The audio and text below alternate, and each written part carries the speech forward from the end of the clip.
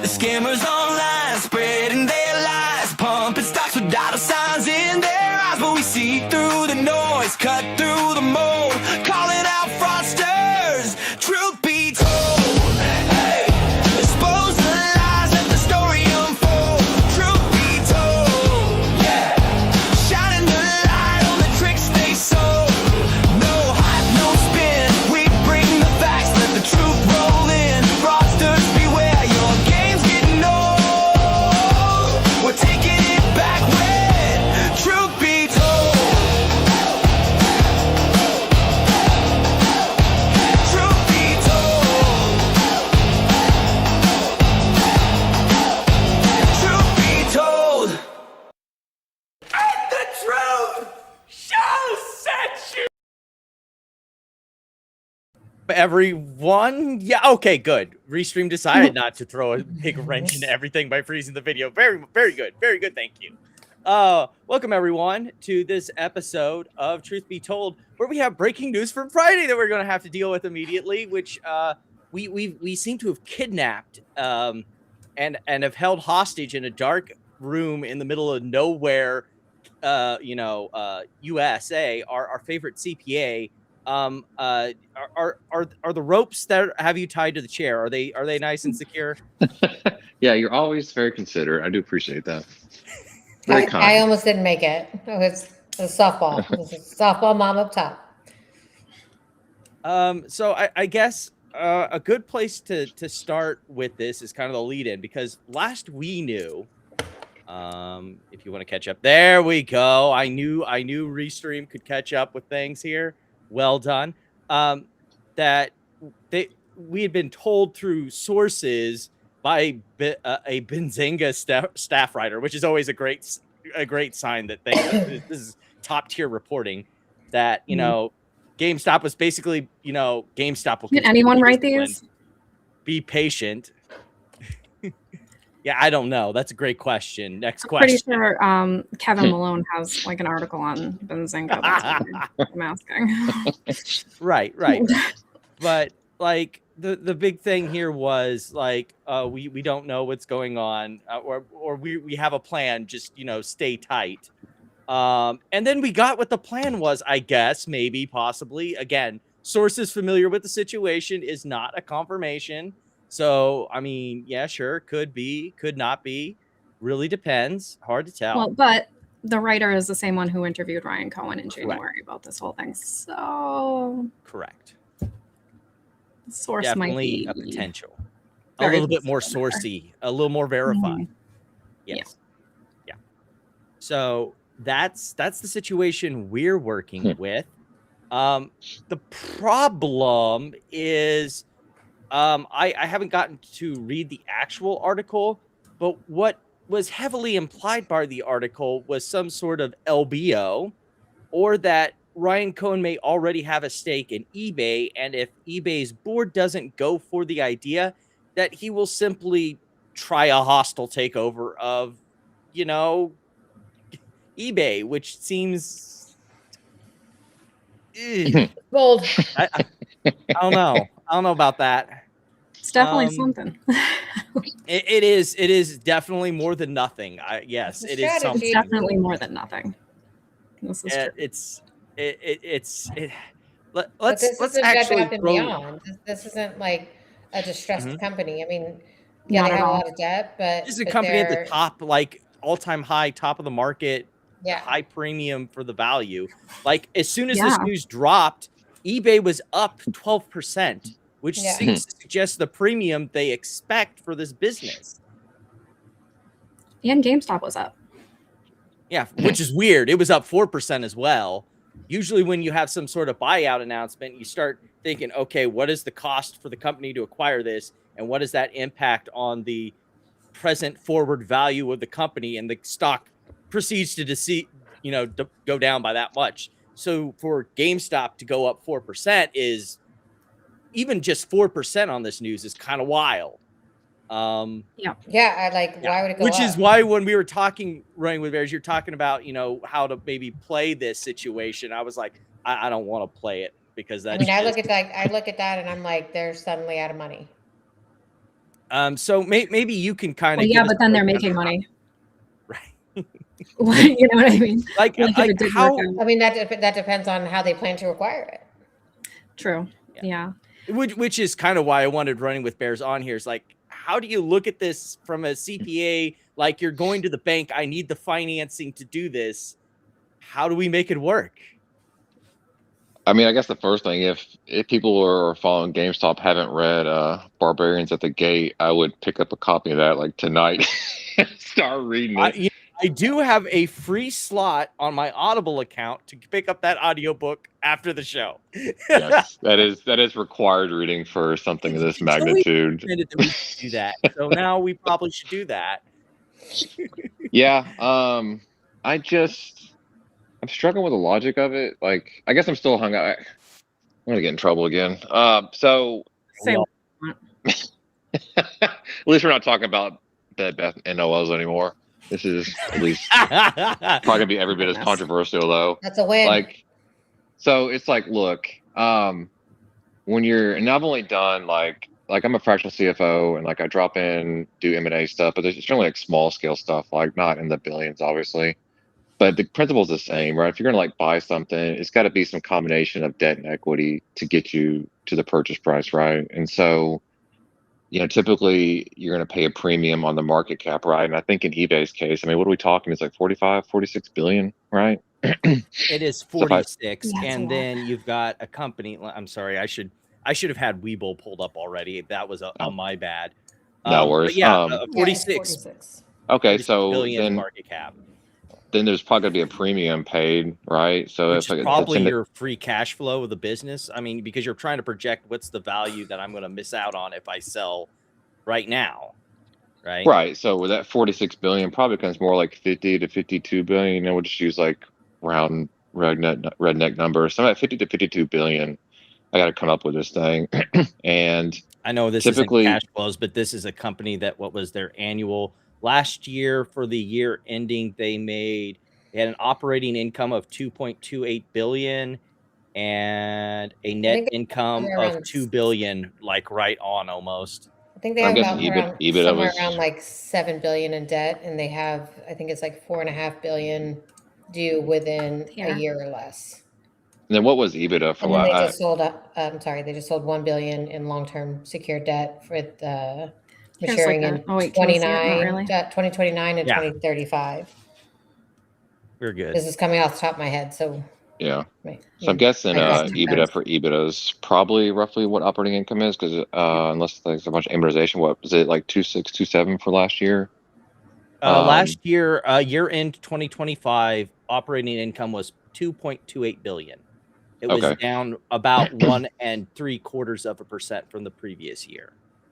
Okay, so there's that, and then when you look at GameStop's 25, banks usually, I don't like to go off EBITDA, but banks typically, like these type of deals run off EBITDA, right? And while GameStop's generating like basically just for interest income, I can't really count that, because EBITDA backs it out. So really, to look at free cash for the deal, it's just pretty much eBay's, right? And eBay already has a fair chunk of its year-end operating income was 232 million, right, which is up significantly, but compared to eBay's operating income, it's kind of a rounding error.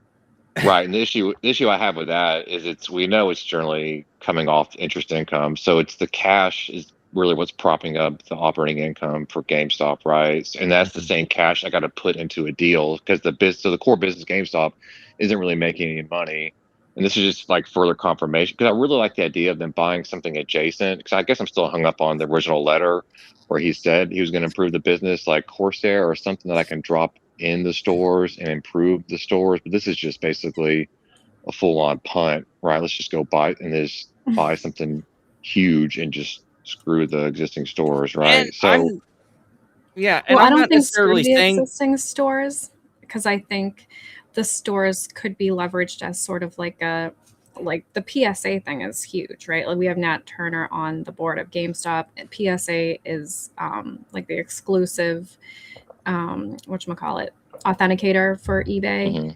So what if they used the stores as sort of like a open storefront to go to authenticate, right? That's something that could add to their business. Not just that, but looking at it from haven't they tried eBay storefronts before though? Not sure.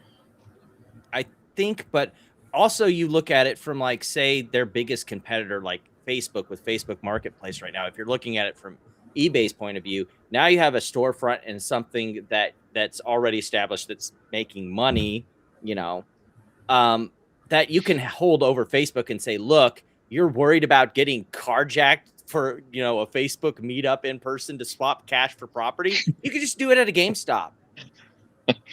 Yeah. So you could. So I mean, if I like the deals that I've done, you know, you do. If I'm trying to find financing for a deal, I will like try to extrapolate out the core business of. I'm assuming I'm the buyer in this case, right? Like I'll extrapolate out my future couple years to show like I've got this revenue. I'll have this anticipated free cash coming in on top of what I have now, and that helps like lend itself to the deal.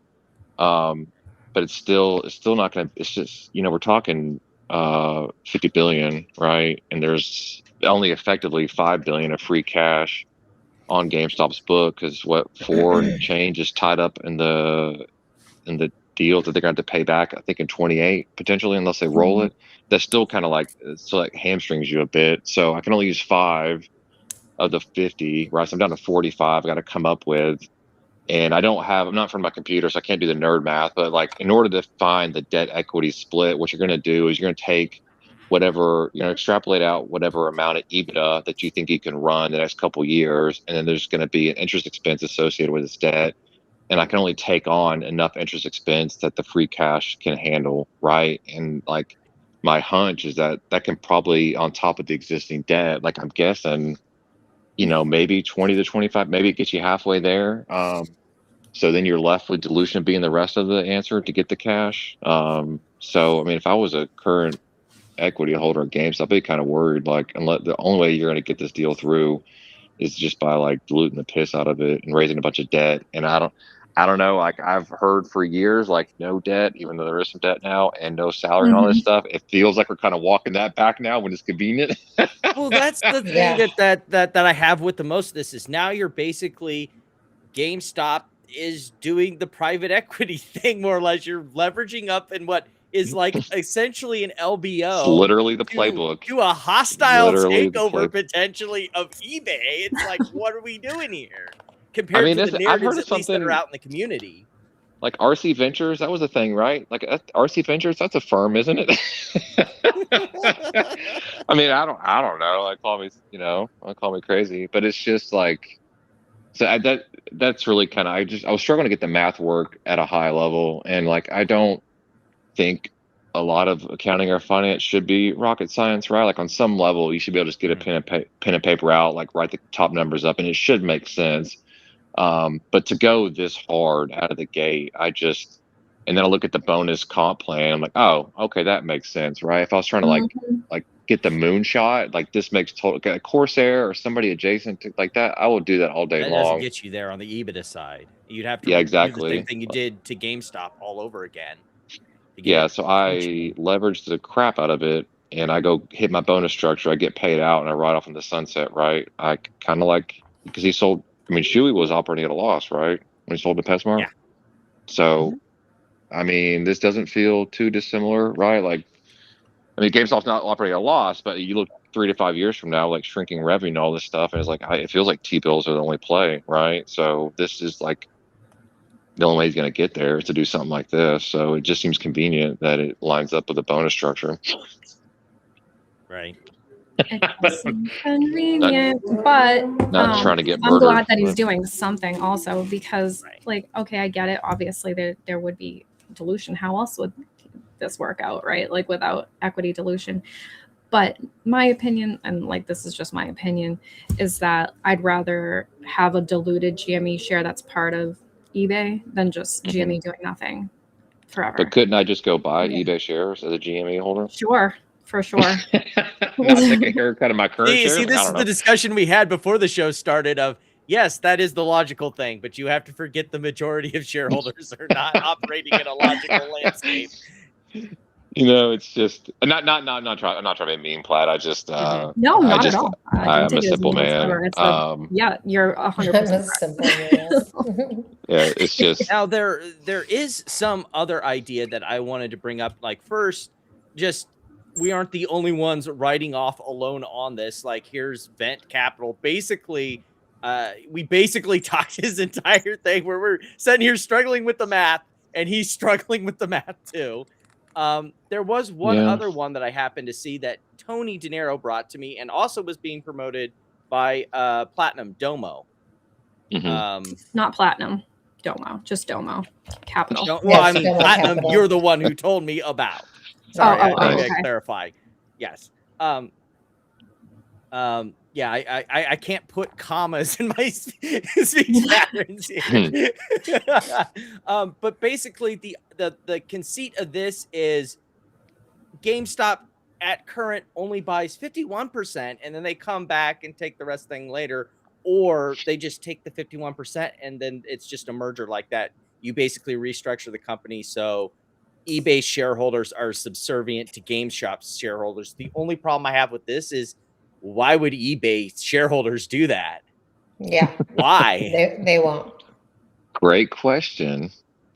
Yeah, I that's where I really liked I was on a couple weeks ago when you're talking about Corsair and like adjacent businesses. That makes a lot more sense. Yeah. And I could get on board because it would show like they could buy a company, because it's not like you buy these companies and there's a huge amount of risk, right? Because like the company you're buying, like you're gonna like basically get rid of the executives. You're gonna come with your own viewpoint. You think you have a viewpoint where you can run it better, but there's a huge amount of risk, right? Because you're loading your balance sheet up with a bunch of debt. So that's why that's why the guardrails exist for how much you can purchase, right? So you're gonna anchor the debt on how much interest can you reasonably carry, and the dilution, how much can you shove down your shareholder's throat in promise of a better tomorrow. It's just when you go this hard, like they did in Barbarian's book, it's just, man, I don't want to say house of cards, but it can go, it's just, man, it's delicate, right? And you look at past performance of the GameStop stuff, and like, yeah, he's made cuts and he's got it, I guess, technically profitable, but it's just, it doesn't really, just don't find it like an inspirational performance, right? Like he just basically gutted it. So, yeah. And it's, I don't know, I'm struggling with it, but like I said, I'm a simple man. Yeah. We also had Burry kind of give out some mixed signals where he says it makes perfect sense to me, but at the same time, he's like, I think there was better, but and I think part of this gesticulating by him is I don't want to lose my base. Yeah, exactly. Of people that are subscribed to my Substack that are GME people, but like can't say that this is the greatest idea. Yeah, I mean, this is saying nothing. Like, yes, I was hoping for more. Yes, it could have been worse. No, I am not disappointed. No, I am not super excited. Like, you're not saying anything. Yeah, which is the only way that you can hedge against the cults. Yeah, say nothing. Yeah. Because the math is like, it's wonky at best, right? And that's where I guess I struggle sometimes, where, not to be a nerd about this, but like certain terms mean certain things. And I think that when people are trying to shove a narrative, they use stuff that's slightly off kilter, right? Like if I go back to my Bed Bath days, like, yeah, let's go to memory lane here for a second. So when management said they could be free cash flow, cash flow positive, and everyone was jumping up and down, I was like, look, y'all, like if you don't say free cash flow positive, if I just say cash flow positive, that means I can dilute to get there, right? And like that's not what you want. You don't want to have to like rob out of shareholders to raise the cash, right? And like, no, it's not blah. And it's that kind of stuff, right, that I'm not typically a fan of. So if you just can't, I'm just a big proponent of like if the basic math, you can't just pencil it out real quick. Oh, okay, you get 10% earnings based off 50 more revenue, blah blah blah, like something like that, or I can explain to someone off the street. I feel like I'm kind of like I'm old man rambling now, so I'll stop there. Well, we do have a list of interesting takes from X. The first one is our favorite, Investor Turd. So says that they have 4 realistic paths for restructuring, mostly stock for stock, which is basically dilute the shit out of GameStop shareholders and make them junior partners by giving eBay shareholders a bunch of GameStop stock. Cash plus new debt and stock, which is some mixture of an LBO and making, again, eBay shareholders the primary shareholders. Rainbows and unicorns, where they think they're going to bring in private. Oh no! Oh no! No, don't say it. Don't say it. Private equity, ruining America.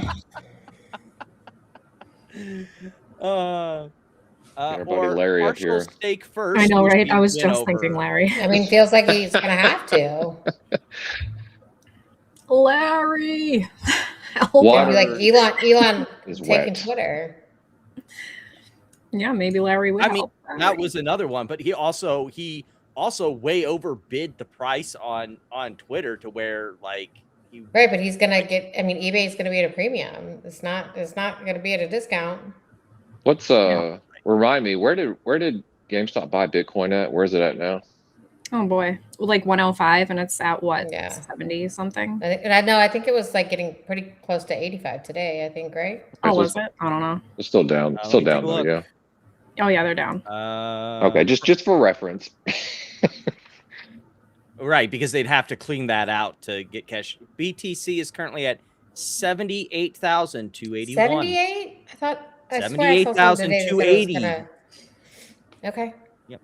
I swear I saw something that said it was like approaching 85, but I mean, I don't know. It was probably some Bitcoin dummy. Well, I mean, it could have been yesterday, and then chimes change. O'Hare is still what happened to my beautiful boy Western Union? I don't know how you get to I get like. Actually, I don't get, but like I was trying to find something there, but I don't get. Yeah, I don't get that either. I think if people are trying to run their own math, it's your 3 levers are the current free cash you got, how much debt you can raise off of the balance sheets, and I'm already looking at this. Yeah, so I want to put this out there just so like I don't like to just say my math, and like I want to show my numbers. So like if people are trying to run their own math at home, you got to take some portion of the $5 billion in cash that GameStop has, because they had that stuff's coming due in 2028. So I think it'd be too risky to like send all $9 million into a deal with that hanging over you. So take some portion of the free 5. On the debt, I would do the debt side first, because that's just a math equation on how much total EBITDA both companies bring in, or free cash flow both companies bring in, times like an interest expense multiple that says they can carry this much interest expense based off this free cash flow. That gives you a certain amount of interest expense, which can then borrow so much debt. And the difference is just going to have to come from equity, right? So, because even if someone outside of GameStop comes in like PE style, they're going to want some skin, right? So you're basically going to have to dilute. So that some portion's got to come up from equity, but you ought to solve how much cash do I have now?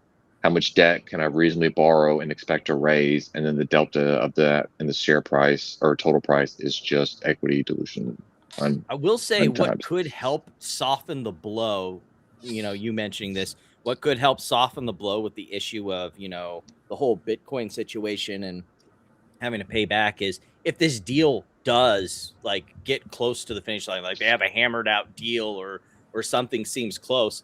If I'm one of the people holding those bonds that can be turned into equity, and this deal's about to go down, and I'm getting a deal at what was the convert on those convertible bonds? Close to 30, isn't it? $30 share. I think it's 30. It's going to be higher than that. 32. It's like 32 and change. 32.50. Oh, even better. 32. Yeah, you can eliminate that debt almost immediately because they're obviously going to convert. The stock is going to be worth more than that, you would think. And, depending on the dilution situation, how much dilution are you going to put on these shareholders? So that kind of helps you deal with the debt situation and the Bitcoin problem. But if they just convert. What percent is a dilution gonna? Because that's also a math problem too, right? So if all that converts, like yes, I don't have to pay that debt back, but then my shareholder is going to take it on the chin. I'm assuming like 10 to 15%, right? It's got to be. Yeah, I don't know what the total number of shares. If you convert all that to equity, what is that in terms of like additional shares to the current pool? 69 million extra. Okay, Pretty like sure. what's that in terms of percent of like the current? Of course it is. But you can see how this gets bad for current equity, right? So yes, the stock goes to 33. It's going to have, so you're going to convert all that to new equity holders, and then so that's a whatever percent dilution that is, and then on top of that, I'm going to dilute another huge percent to raise the remaining. I guess it'd be 20 to 25 billion in equity. So it's kind of ugly. But maybe I'm wrong. That's just, I don't know, the math at this level. When you're doing this kind of math, it's hard to hide, right? It's either debt or equity, so. You can only borrow so much debt, so. So hey, Platinum, what's your thoughts on Jake's DD? Oh my God! So I saw this first little part. If Jake to be is correct, okay, disregard the rest. Is he still doing stuff? There's no chance. Just disregard anything. Oh, Noel, get out of here. Nope. Stop it. Are they still talking about NOLs? Yeah, they're still trying to find why GameStop would buy the empty husk of a company that no longer exists. Yeah, Jake's still telling people there's going to be a payout. Still. Cash and equity. So, of course. Running on a treadmill for the past 3 years now? Because reasons. Because Noel's. And I'm going to say for the record, in accounting, people say NOLs, like the Knowles, like actually saying it just drives me crazy. And then the whole business continuity. Look, I hear the Knowles, and all I hear is these massive D&D monsters that look like hyenas coming out of the woodwork to attack people. That's what I hear when I hear the Knowles repeatedly, like some pillaging army is coming to take people's lives. Like, yeah, it's interesting. How like they yell it. All these newly minted tax experts, and they just speed run past like the business continuity section, which says like if you don't have a business, the NOLs are worth exactly 0, and there is nothing left. But it's amazing how deeply they can ignore that, because they would have shut it down. I guess 3 years ago now. How many years has it been? Yes. Yep. In July of 2023, before the plan even came out, that's when you knew that there was going to be no going concern when the auctions were over. Yes. That's when it was very clear that NOLs are bye-bye. Platinum, this is the one that I said that had some rough logical reasoning behind it from the Bed Bath crew. Yeah, this is another talking about one that this would be a higher leveraged buyout than even EA's take private at $55 billion, which is kind of crazy. All right, well, I gotta go. I'm gonna go. Wife and I are gonna go to dinner now. You got us exactly where we wanted to. Looking at the math of it, I know that you had a tight schedule. Yes, make sir. sure to gag him before you take him out back and collect our hostage money, please. Thank you, sir, for your time. Yeah, no, sorry. I had to do it off the phone and so quickly, but yeah, that's the math. Current cash, look at the limits of what you can reasonably borrow for the situation. You can extrapolate out based on your current company and the one you're trying to acquire, and then just solve for X, which is the amount you got to raise through equity, right? So, but yeah, as always, double check my math. It's good to talk to y'all again. Maybe next week. Thanks for getting the bears. Thank you. All right, later, y'all. Let us. But yeah, this was like a reasonable argument. But again, it feels like from a place of, but I didn't get what I wanted, considering who it is. Let me see here. I know we had some other ones here. This guy put up a post earlier that I replied to, talking about Spirit and why, because Ken Griffin was one of the debt holders, right? Well, we'll get to that. Right, but it literally says underneath why they turned the deal down, and he's like, it begs the question as to why they would turn down the deal. I'm like, it says it in your screenshot. Reading is hard. Yeah. I don't normally He posts quick stuff, but this one's pretty good. GameStop has offered to buy eBay for $46 billion in GameStop gift cards. The best we can do is a $20 store credit. Yeah. Not even 46 billion in store credit. It would be like 20 million in store credit.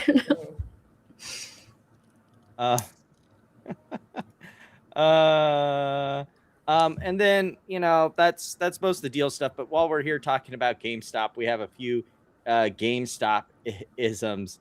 Of course, we need to do a quick stop by our favorite GameStop person, not named Platinum.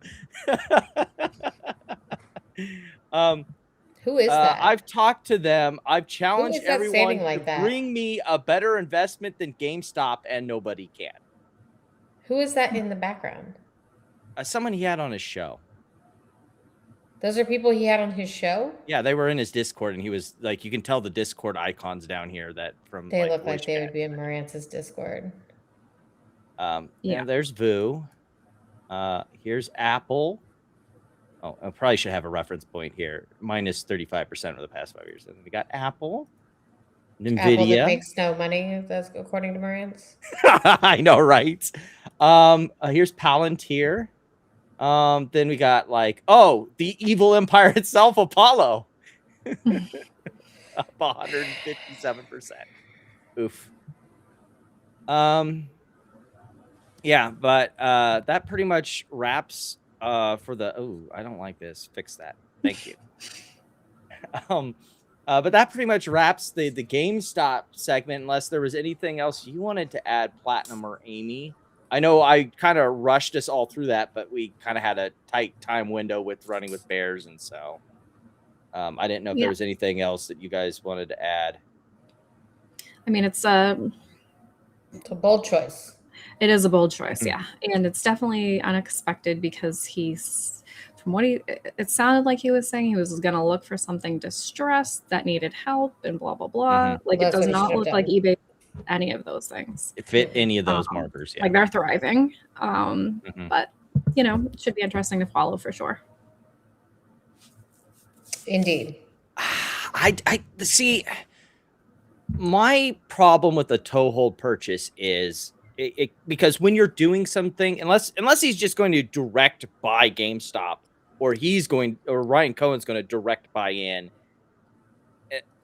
it comes down to, if you're doing an M&A deal, especially with a public company, both parties have to agree. So if you're giving a significant chunk to GameStop for no apparent reason and no accrutive value, unless, you know, something happens or changes, or Ryan Cohen maybe explains something, like, as an eBay shareholder, I'm going to look at this and I'm going to go, but why? So why would I give my control of the company over unless there is something like, again, this is stuff we won't know until like a deal is actually formalized. At this point, we're at the, I think, maybe, could be. It is all we've heard is that he's planning to do it. Like, we haven't even heard that he's doing it. So, right. But so all we can do is kind of gesticulate in a general direction, and that general direction is this. And objectively, as someone who has no stake in GameStop, I'm trying to look at it from what would an eBay shareholder be. It's like, why would I give up my control of the company or reduce the value of my shares to give it to GameStop with what is perceived to be, from their perspective, no accrutive value? For sure. Yeah. Last thought is that I don't think he would want to stay on as a CEO. I feel like he would want to be like chairman of the board or something, like, because he said before he didn't want to be a CEO, right? And then he kind of just ended up being the CEO. So I feel like, yeah, that's something we didn't even mention. Yeah. And so not a light thing to mention, because this supposed article said that if eBay didn't agree, that Ryan Cohen would attempt to do a hostile takeover. So that's not a light statement to consider, that eBay's board of directors might go poison pill. Sorry, was there anything else you wanted to finish with Platinum? That's it. guess we'll move on to transition into some of our mainstream topics before we go into the fun town that is meme stock land again, I guess, since we started there. How about another M&A deal? So Paramount this week went to the FCC to try and approve its deal, considering the Middle East investments into it.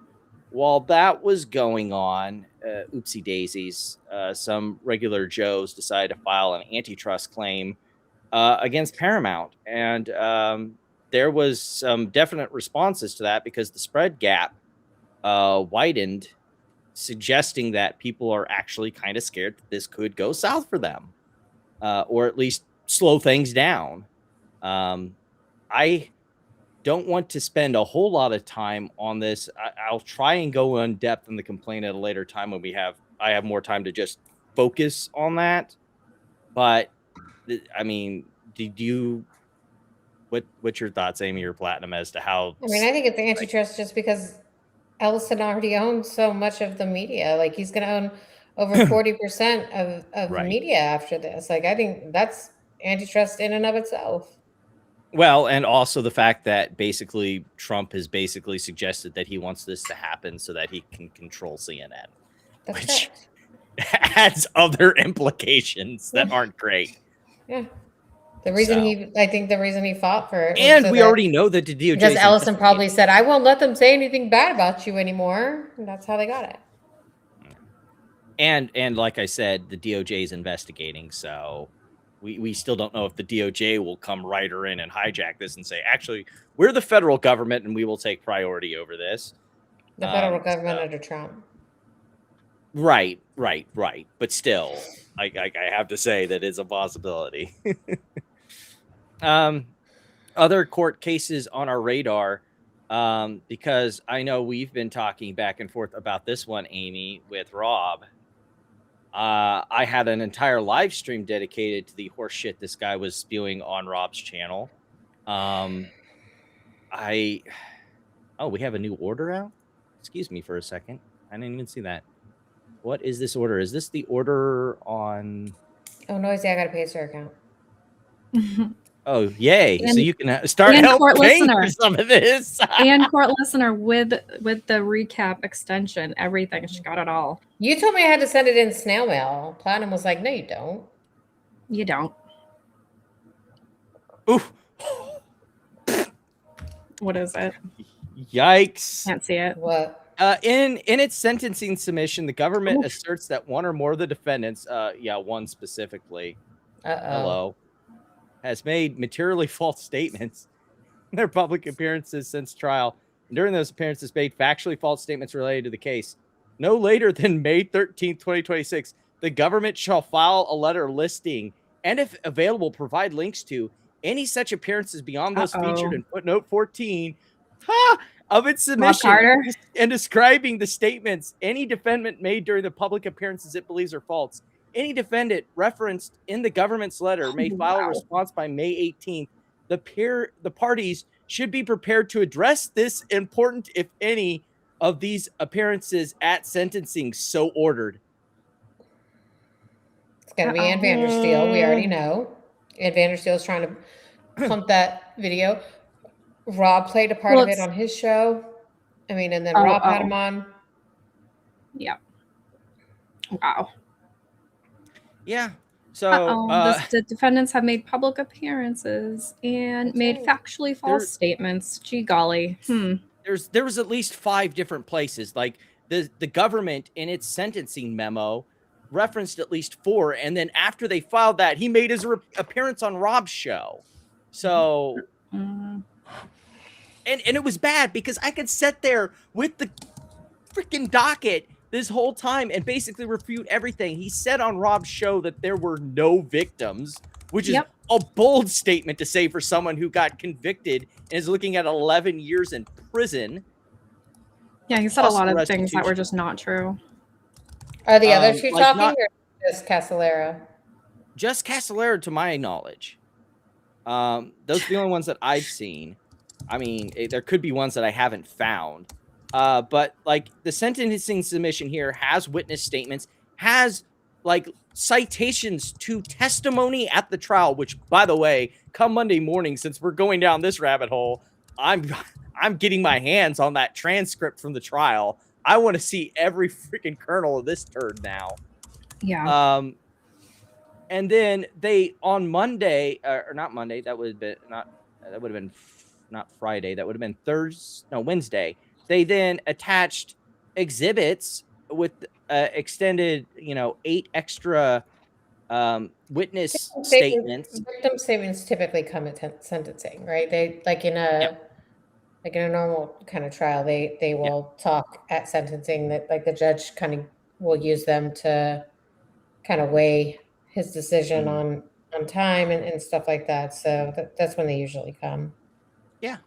He also said that the judge basically, like they thought that, Castillero thought that he was going to win after the whole trial. And then it came back at time for, the jury, and the judge, like, I guess he suggested the judge just made up the jury instruction on the spot, which is not how that fucking works, by the way. Usually those are prepared well in advance. Sometimes they do happen during the trial, but well before it's time for the jury to make a decision. And both parties submit what they think that the jury instructions should be. And it's hashed out and agreed on, between the lawyers, and the judge, of course, has final say. But like, well in advance what the jury instructions are going to be. So that was another lie. He said that that they didn't let him get discovery, and that has to do with the whole, kind of like, remember when we were covering the Andrew Left case before it kind of stalled up, as these cases do, that there was an SEC civil case and a criminal case, and the criminal case always takes precedent. So the SEC case started first, and so as the DOJ got ready to get their case together, they told the SEC to freeze discovery. And he agreed to this, by the way. All the defendants agreed to the stay on discovery, except for the last one, because they felt it was getting a little long in the tooth. So like, I could go over every instance where he lied, but I already covered that Monday. So I'm not going to spend any longer time on it, other than to say that he's a lying piece of shit. Can I ask one question? So where is this, like, I thought the sentencing was already done before he went onto the Rob Carter show. So no, he was found guilty. Now it's coming to sentencing. Yeah. Wow. Okay. So that's kind of crazy. He has not been sentenced. His lawyers didn't advise him to just shut the hell up until. I don't know what that's all about. Well, he thinks he's going on the network. He's trying to get a pardon. He's trying to get bingo. a pardon. That's why he's going on the MAGA media tour. Yeah. But he thinks he's going to get a pardon from Trump. What was the sentencing? The sentence that the DOJ is asking for is restitution, which is a lot. I can't remember the specific number. 130 million. 30. Oh yeah. 130 million. Well, 130 million is what they stole from the 400 million that was invested. And then he's also supposed to get got about 27 million each. Is what they want. 10 to 11 years. Yeah. Oh wow. Okay. And so they have not done that yet? No. Decided? They've still not gotten to sentencing. Oh That's why the judge then he's going sent on out and this making order. all these statements, these factually incorrect. Oops, not judge great. is not gonna like that. That's why the judge is like, "Excuse me, I read the sentencing memorandum. We're going to talk about this." And that's why he's trying to he's trying to get a pardon before they get to sentencing. Yeah, because he's super fucked. Super fucked. Yeah. All right. Good times. Yeah. And this is crazy because he's trying to use that it was in the SDNY as the crutch. Yeah, just briefly, I know Amy that Rob talked about it again when Ann was on his show, and you kind of got in there in the comments briefly because you pointed out that he got his broker license yanked by FINRA during the Trump administration. Well, he was first investigated. This is a whole period leading up to this. That's right. He was doing a lot of crime. He said that the SEC misclassified his business, and I said the SEC didn't misclassify his business. He misclassified his business, and then tried to get someone with an actual broker license, with a clean broker license. That's right, as the face. And they set up an email account, and then when they got served with a subpoena, they were deleting entire email accounts. Like there's just so much stuff. Like, well, he can't put aside $5 million because his bank accounts got frozen by the SEC. Everything got frozen, yeah. And all he's got to go on is that it was SDNY. That's it. And saying that the government withheld discovery. Like, why? The trial's over. You've been found guilty. Like, why didn't you raise any of this at trial? Yeah. Like, if you think it was vindictive and selective prosecution, you should have done what, Comey and Letitia James did. You raise it at the beginning. That way you can raise it again on appeal if you think it was done wrong. All right. But he's now at the 11th hour pleading, oh my goodness, this was... Get out. Why weren't you thinking about your wife and kids when you were doing this? When you were doing crime? Right? Anyway, next headline up. This one I know will have Amy ready to go and locked and loaded. Love it. So love it. Yeah, we've got the actual comment. He's basically saying I'm not leaving until, because like they said that, like I think the headline said that the DOJ plans to drop it or whatever, and he's like, I'm not going anywhere until I know that this is full well and done. What would you say to the criticism that by remaining on the board, you're actually taking a political act and denying President Trump the majority of the board, which as president he would have if you left? I don't see that at all. As I mentioned, I'm literally staying because of the actions that have been taken. I had long planned to be retiring, and the things that have happened in the last 3 months have I think left me no choice but to stay until I see them through at least that long. In addition, I don't see how this will interfere. My intention is not to interfere. What would you say to the criticism? Yeah. So, this whole thing has been silly. If he had just left well enough alone, Jerome Powell would have been gone and he would have been nominating his new chair. Instead, he's having a spurg fit and then goes and sends his Bessett, his Secretary of the Treasury toady, to go basically clap at Jerome Powell on Fox. The president say he was going to punch him in the face. Unusual what former chair, soon to be former chair Powell did. And Larry, to be clear, the last time that a Fed chair stayed on the board, it was at the request of the president. Yeah. And one thing I can promise you is President Trump did not request for Jay Powell to stay. I think it's highly unusual for someone who says he's an institutionalist and cares about norms at the Fed. Well, when no one else in the executive branch cares about the norms and how the Fed operates, maybe there is some of him that wants to try to keep it truly independent because Donald Trump doesn't want to. Yeah. This is just basically a giant, fuck around, find out kind of game. I don't want to play the full audio of this because while we're trending sort of into to Trump Town stuff, I know this one you brought up, Platinum, so I'm glad you're back. Yeah. I actually, is it the phone thing? Okay, there you go. Yeah, this is when he just has a phone call with the customer service rep. This has been going on for months. He's been trying to get this phone. And so like the whole first part of the video, he's just talking about, the whole saga. I've been trying at this forever. Yep. And then he calls the customer service and that's just great.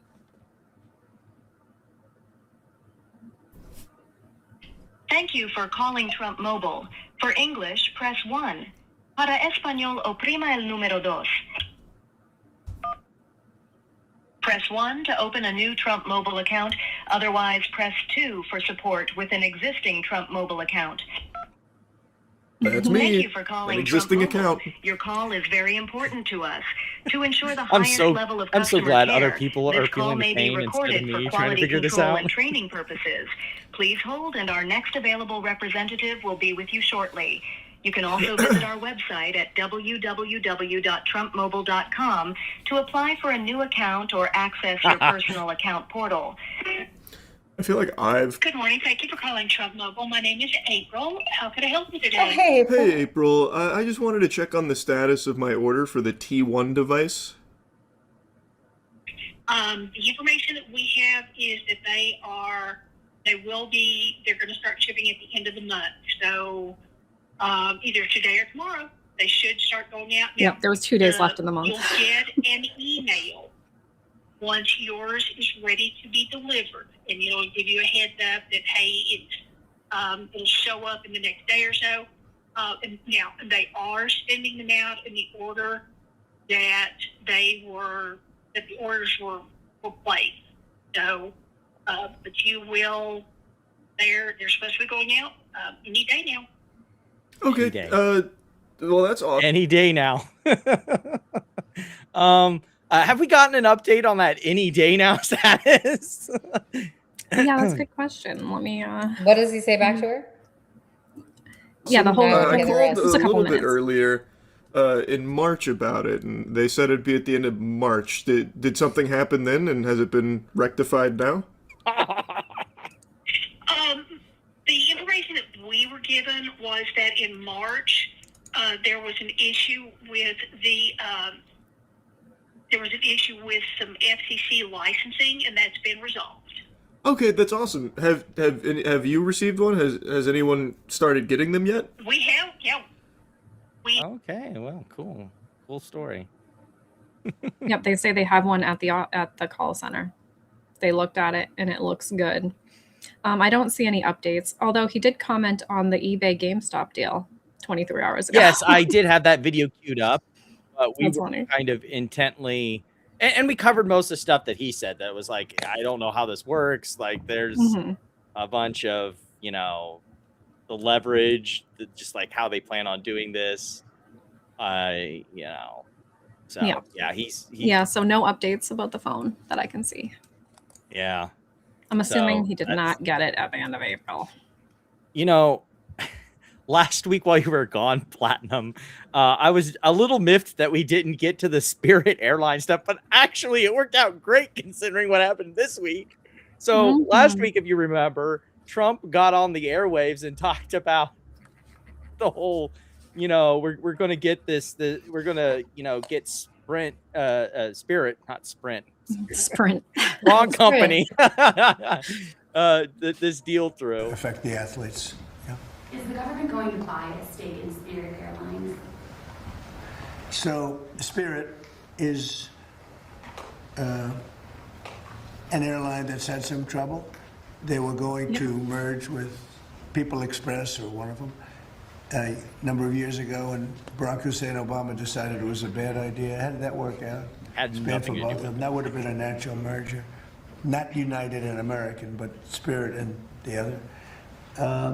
We're looking at helping them. We have 18,000 people. Is he talking about JetBlue at Spirit? Because that was under Biden. He must be. No, he confused it with another airline company that I remember this getting fact checked last week. That was from the 80s that does not exist anymore. Also, so dude is having fucking Alzheimer's brain fog Sundowning in the president's desk. Oh boy. That are great people and great employees, and we're thinking about doing it, helping them out, and meaning bailing them out or buying it. I think we just. Whew, he used the B word. Okay, brave of you, sir. But also what came out of it that week was a bunch of our meme stock friends having conspiratorial evil Kevin Griffin and sit it down. Because of their debt stake that got converted into equity in Spirit, and how this was just a big deal by Donald Trump to bail out his buddy Kevin Griffin, who has said so much nice things about him. Not really. In fact, is openly pontificated on the idea of running against the Trump in some fashion, or whoever Trump gets behind in the next presidential election, or running as a Republican presidential candidate. So, that narrative doesn't seem to stick very well. And then there were big doubts about it going through. And then we got confirmation that, it was going to shutter Saturday. No Spirit flights. Better find someone else. Didn't it go up to $1 on Friday, though? Oh, yes, yes, yes. There was the little pump and dump that happened where basically this news dropped. Well, then, like, then when he this said, news dropped, and then it just went yeah. and Well, died. well, no, it came all the way down when it said that the talks had ended, right? And then Trump made a statement saying he still wants to do it or whatever, and it went back up. And to I don't know. $2.40. Like this. Oh wow! This is insane. Right, but if you pull up the chart now, because you'll see it go down and then it goes back up, and then it was aftermarket that they said, or it was like after that they said no deal, and I think at that point it was too late for anybody to sell, so they're trapped in that. Oh shit! Yeah, pull up the chart. So on Monday it's going to be like 0, basically, or people are going to be scrambling to get out. What's the ticker symbol? Is it? It's a FLYQQ. Or no, I'm sorry, FLYYQ. They should have just done the Q originally. I mean, let's go to the 15 minutes. Save them the effort of having to add it later. I'm too tired. Again. This security does not have extended hours, it says. You can't pull up the chart? Maybe not. Well, I can pull up the chart. It's just saying it doesn't have extended hours. Yeah, no, but yeah. See, so that's where it said that the deal had kind of fallen apart, and it dumps back down, and then it's like, and then Trump makes a statement saying that they should still do it. So it pumps back up. It ends at, what is that, 134? 104. 104? But it dumped down to like... No, 104 is where it ended the day. It ended the day at 104. But that looks like one... But it dumped down to like 30-something cents, right? And during the day? Yeah, it's down here at 39, right. 39 cents was it the came low. out that the talks had failed. It dumps. And then Trump's like, I still think we should do it. And it pumps back up. And now all those people who bought that shit back up from 30 cents just got absolutely fucked. Ass fucked. Yeah. Yeah. Oof. Sounds about right. But what about the Knowles? What about the Knowles?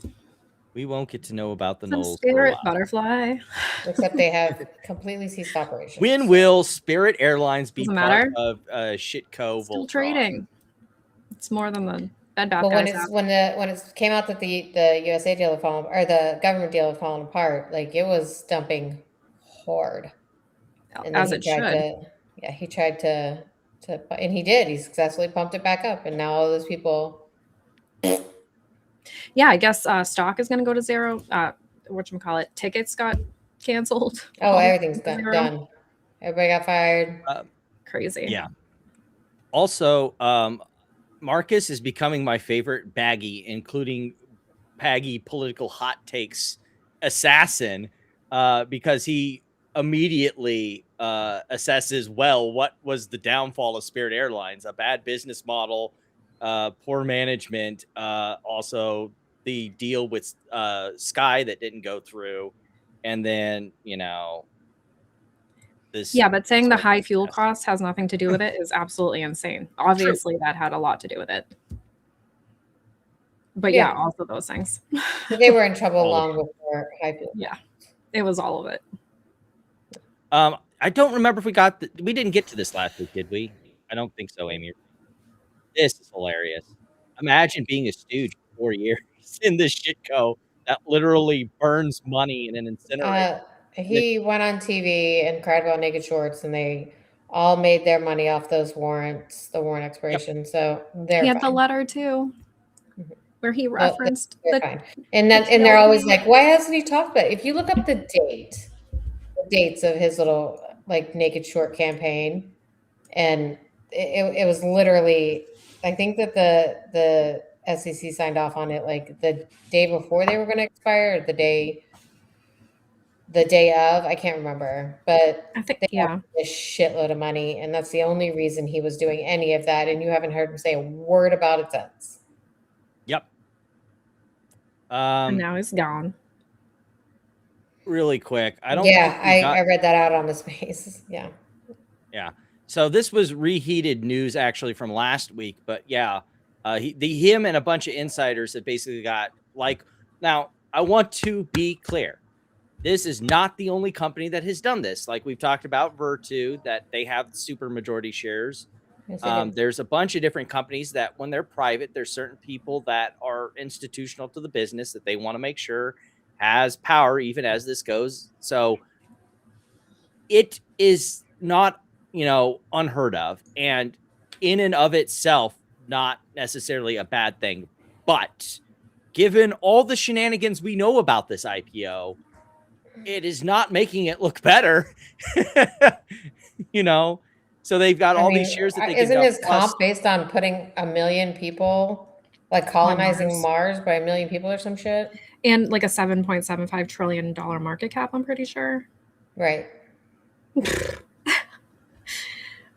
And nobody's even. Let's not pretend like that's some kind of ridiculous proposition. They're the market cap, sure. Getting the people to Mars, they make $15 billion a year. So sure, but getting people to Mars isn't happening. Yeah, it's ridiculous. It's not gonna work. It's not gonna happen. Never mind a population of 1 million people. That's not happening. Then we also have what I like to call the Elon Musk shell game. Tesla made $573 million from SpaceX and XAI last year, and it'll absorb Tesla at some point. Who knew? Like this is just shenanigans, absolute shenanigans. Or Tesla, I don't know. Do you think Tesla becomes the parent company or SpaceX?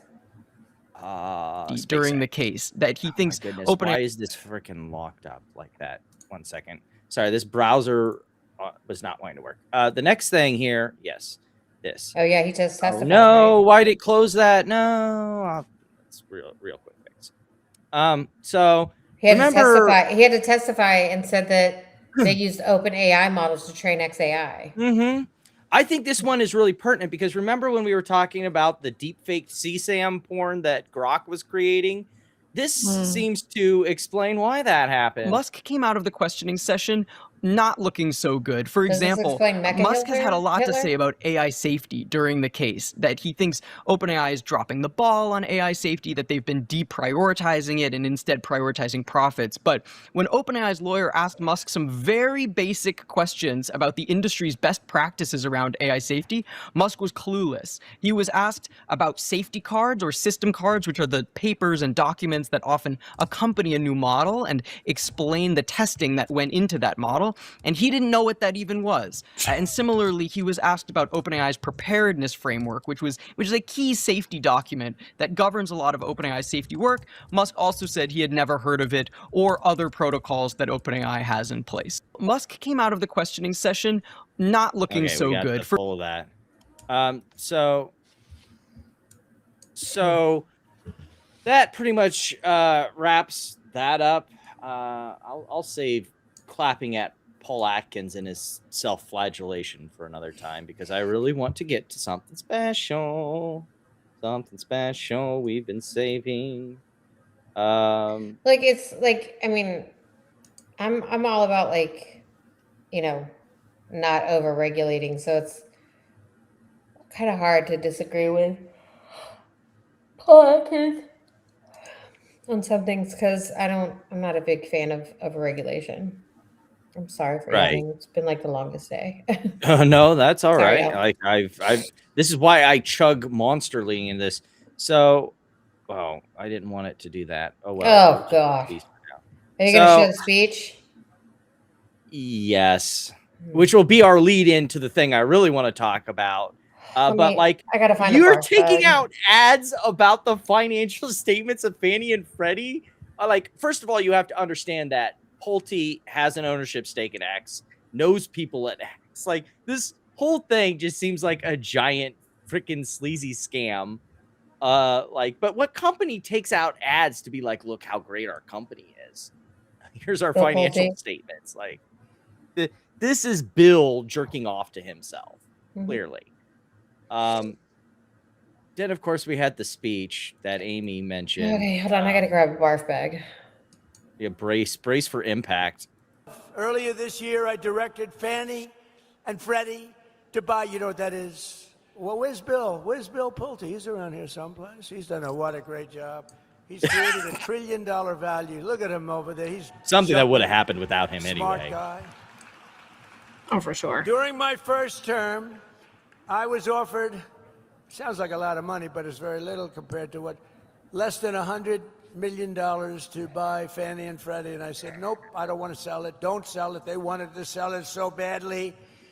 And now it's worth over $1 trillion. If I would have sold it, I would have felt like a schmuck, you know, to be honest. It's worth over. In case, he's at the like, this Villages, just right? reinforces what Amy has said. Like, they don't want to sell it because it's the golden goose of the federal government. That's right. He just pretty much laid that out right there. The fact that, you know, Fannie and Freddie didn't tank on this news is a testament to how dumb they No, they're stoked. Everybody's posting about it. And I mean, I know we go on for another like 20 seconds here, but like that's the conceit right there. Why would I sell it? It keeps going up in value. And all he says is that they're going to sell. They're going to do like 5%. Trillion. What is it about? Silly. About $1 trillion now, right? He says higher. No, we could have sold it. We could have given it away for nothing, practically nothing. So I directed Fannie and Freddie to buy $200 billion in mortgage bonds, bringing interest rates plummeting down from nearly 8% under Sleepy Joe and 6% even lower. And don't forget, we had a hostile. And there's my argument why they'll never sell it, because they're too addicted to manipulating the mortgage market and the price of mortgages. So there you go. We had a guy too late. We call him too late. He's too late with interest reductions. Oh, well, I caught up there. But yeah, like. And then like last week, he was talking about how they may raise the rates. Awesome. Bro.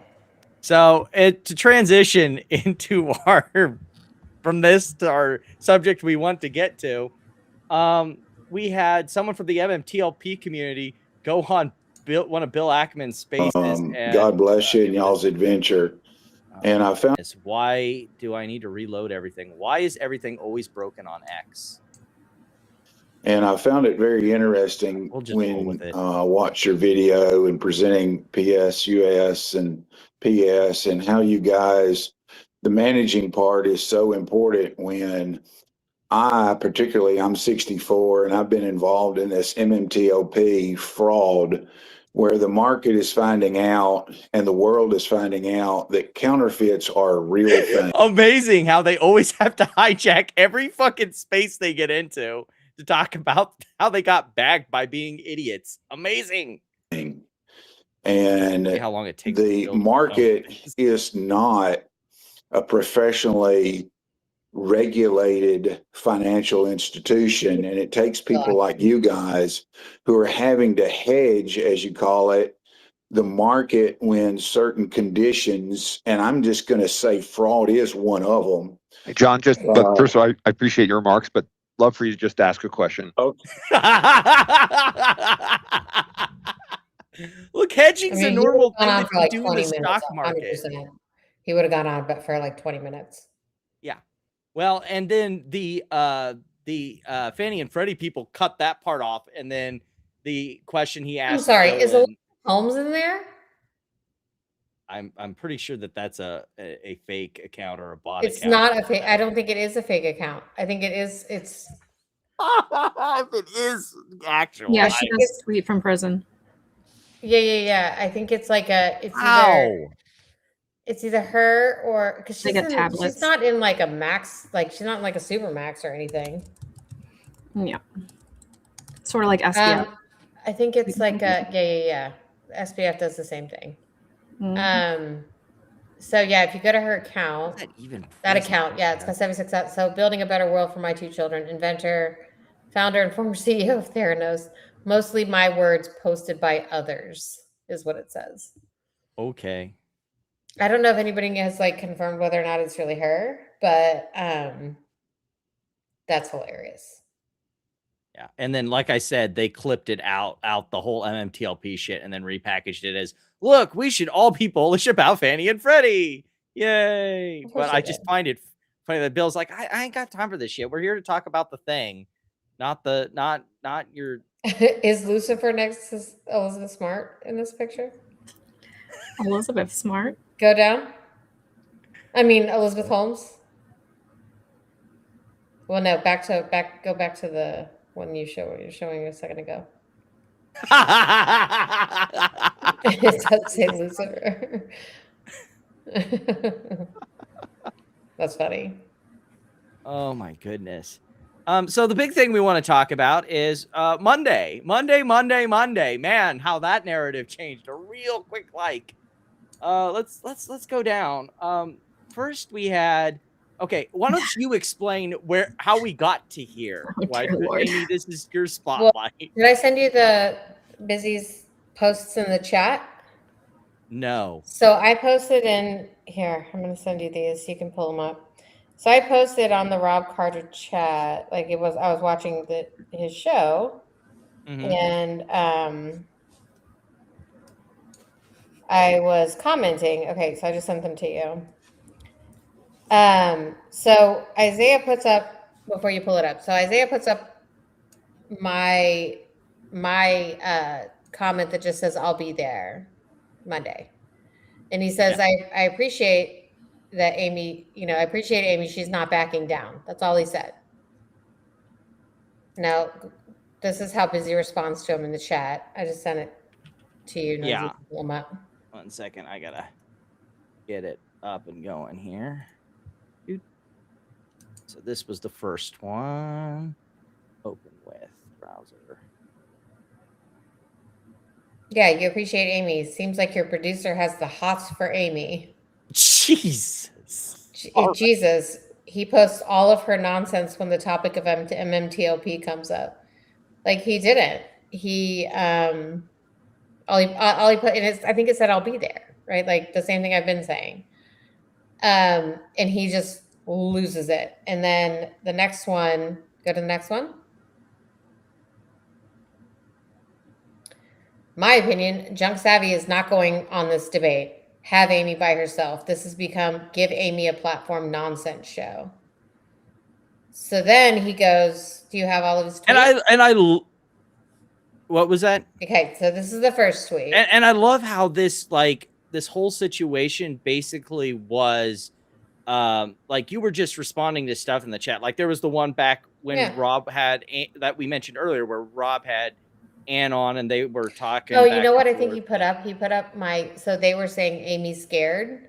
And I said, Amy's not scared of anything. And I think that's the one he put up.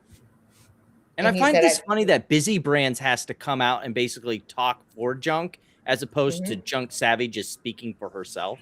Well, my theory is that they were looking for any reason, right? They were looking for any reason to do this. And he saw Isaiah put my comment up, which he put up other people's comments too. Like mine was just one of them, and said that he appreciates that I'm not backing down or whatever. And then, so they, I think they were just looking for anything to kick this off. This was always going to be the plan. Because here's the thing, like Rob put out, like we saw the tweet from, what was it, last year, Pat, when he said that, what did he say, they refused to publicly debate her or whatever? Yeah. Yeah, let me find it because I have that on today's show.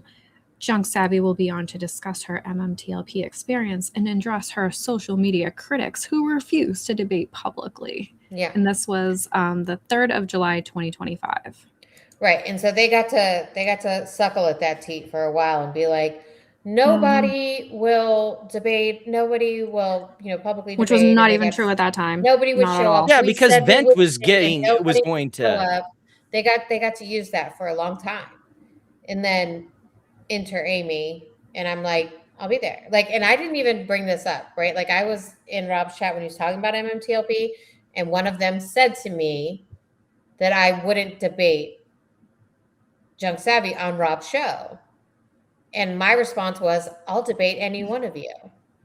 And Rob and Isaiah caught it, and they were like, great, let's do a debate. Right? Like, so it wasn't me that brought it up. It was that they were trying to use that you won't debate publicly. And then in like right off the rip, they were like, there's not a rat's ass chance in hell that she'll do it. And there'll be some excuse and she won't do it. And Junk was saying, Rob, like he was talking to Rob in his face, and she was like, Amy's already trying to hedge by saying, her schedule or whatever. Like, I have clients and they were trying to schedule it on like a Wednesday and Thursday, and like, I'm busy. Right. And this was the same problem that like when this original thing happened, when this original post came out, I was clapping and he tried to call me out, tried to call Van out. I'm like, look, dude, I have a freaking job. If you want to come on our show, come on a space, do something afterwards. But 9 to 5, I'm locked down Monday through Friday. So unless you got some other window to work with, that ain't going to work. See, and all I said was, I have clients on the 29th and 30th, which I did. And I was like, any Monday works for me because my weekends are Sundays and Mondays. I work Tuesday through Saturday. So that was really my only like caveat, was that it needs to be a Monday. And then Junk's like, she's already trying to hedge, right? And then she's feeling super confident and she's like, just schedule it, Rob. Like kind of bossing him around, saying, just schedule it. And so then he schedules it and I'm like, I'll be there. And all of this starts to blow up in their face. And then, Busy sees Isaiah talk to me and loses his mind. Absolutely loses his mind. And then Isaiah was giving back to him because Isaiah was like, it creates like, I'm not going to take your shit. He's like, get over yourself. And then Busy starts throwing around the same thing. Young man, listen to me, young man. Yeah. Like, what the fuck are you? And he starts throwing around the same things he always throws around, which is that he was a Marine and that veterans have committed suicide, which like they say that I laugh at this. I don't laugh at that. I think that's terrible that anyone kills themselves. But I have not seen any evidence that it's due to MMTLP.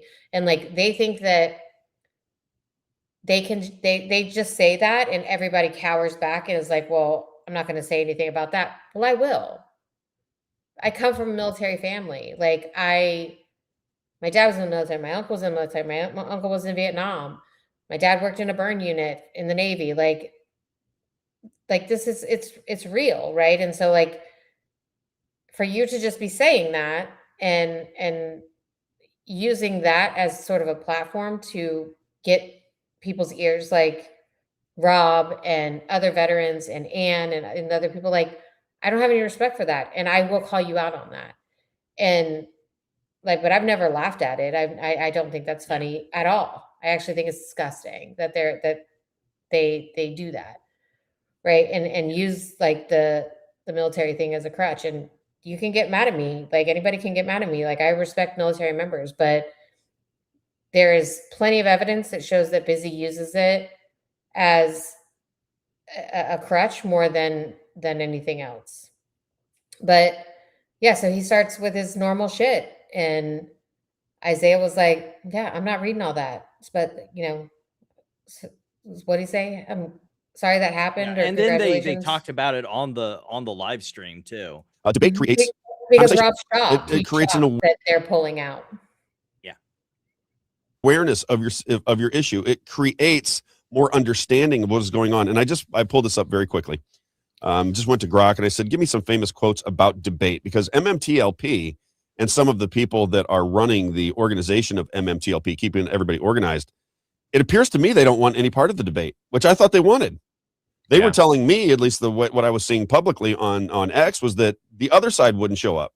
Now you have the other side saying they will show up, and now I'm curious if the MMTLP side is going to show up, which is not where I was thinking this was heading. Yeah. The former president of the United States, John F. Kennedy, talking about debate. Without debate, without criticism, no administration and no country can succeed, and no republic can survive. Debate is the answer to all of our problems. Debate is what is going to cure society. Not screaming matches, not getting behind your computer, not going out onto social media, and only portraying your side of an argument. And I say to the MMTLP people, when they say you shouldn't platform this person or you shouldn't platform their ideas or what have you, the reality of it is, if you have the better argument and you understand the argument, you'll win the argument. I don't go into debates to try to destroy the other side. I go into debates to make sure that the people listening to me have a clear understanding of the real issues, because we can back and forth it all day long. And then the audience, the people that are watching the debate, will begin to understand the issues better. This last thing about the MMTLP situation. If you do not debate, if you don't show up, I don't know what your plan B is. If your plan... Well, their plan B is to go back onto X, into their little safe space, and, go into their little hug boxes. And, I really do think they were banking on me ears. saying I wouldn't do it. Yep. They thought, that's 100%. Yeah. 100%. And then we got not only confirmation that this was not happening on Monday, but also... well, we haven't. Like, she's been silent. She has said nothing. Which again is the part that just confuses me. Like if it's going to happen, just say it. And if you're but you've got all your little minions running around speaking for you, which I think is another part of this plan. That way she can say, I never said I backed out of the debate. Robb just cut me out. Well, he didn't though. And that's what she can. Like, Robb put out a tweet today that Busy responded to again, and he was like, it's not about silencing voices or whatever. Like, that one was so hilarious. That is such an epic it's absolutely what you're doing. Like, who are you lying to? Yeah. And then of course it's like, oh, why are you going to let a hairdresser on? She's not a market expert. Well, excuse me, ma'am, but JunkSavvy is not a market expert. Busy couldn't have a debate if his life depended on it, because he doesn't know shit about the market. None of these people are market experts. So I'm not sure why you think the only reason credentials came up is to try and exclude you. But let me tell you, if you did debate a market expert, they would destroy you more than I'm going to. Promise you that. Right. But like, that's my point, is that you've got Busy going around speaking for Junk. No one has heard anything. They keep asking her, and she won't respond. Say yes? The point is, she's not going to say anything, because then she always has an excuse. That was the last thing we really heard about it. And then, now Busy's like talking for her or whatever. So I guess, we'll see, right? Like, I would rather her go on than not, but I don't really care either way, to be honest. It doesn't matter. Yeah. Yeah. And so I did get that. Well, now I think there's others that are trying. Charlie, when did she say yes? Can you send me that?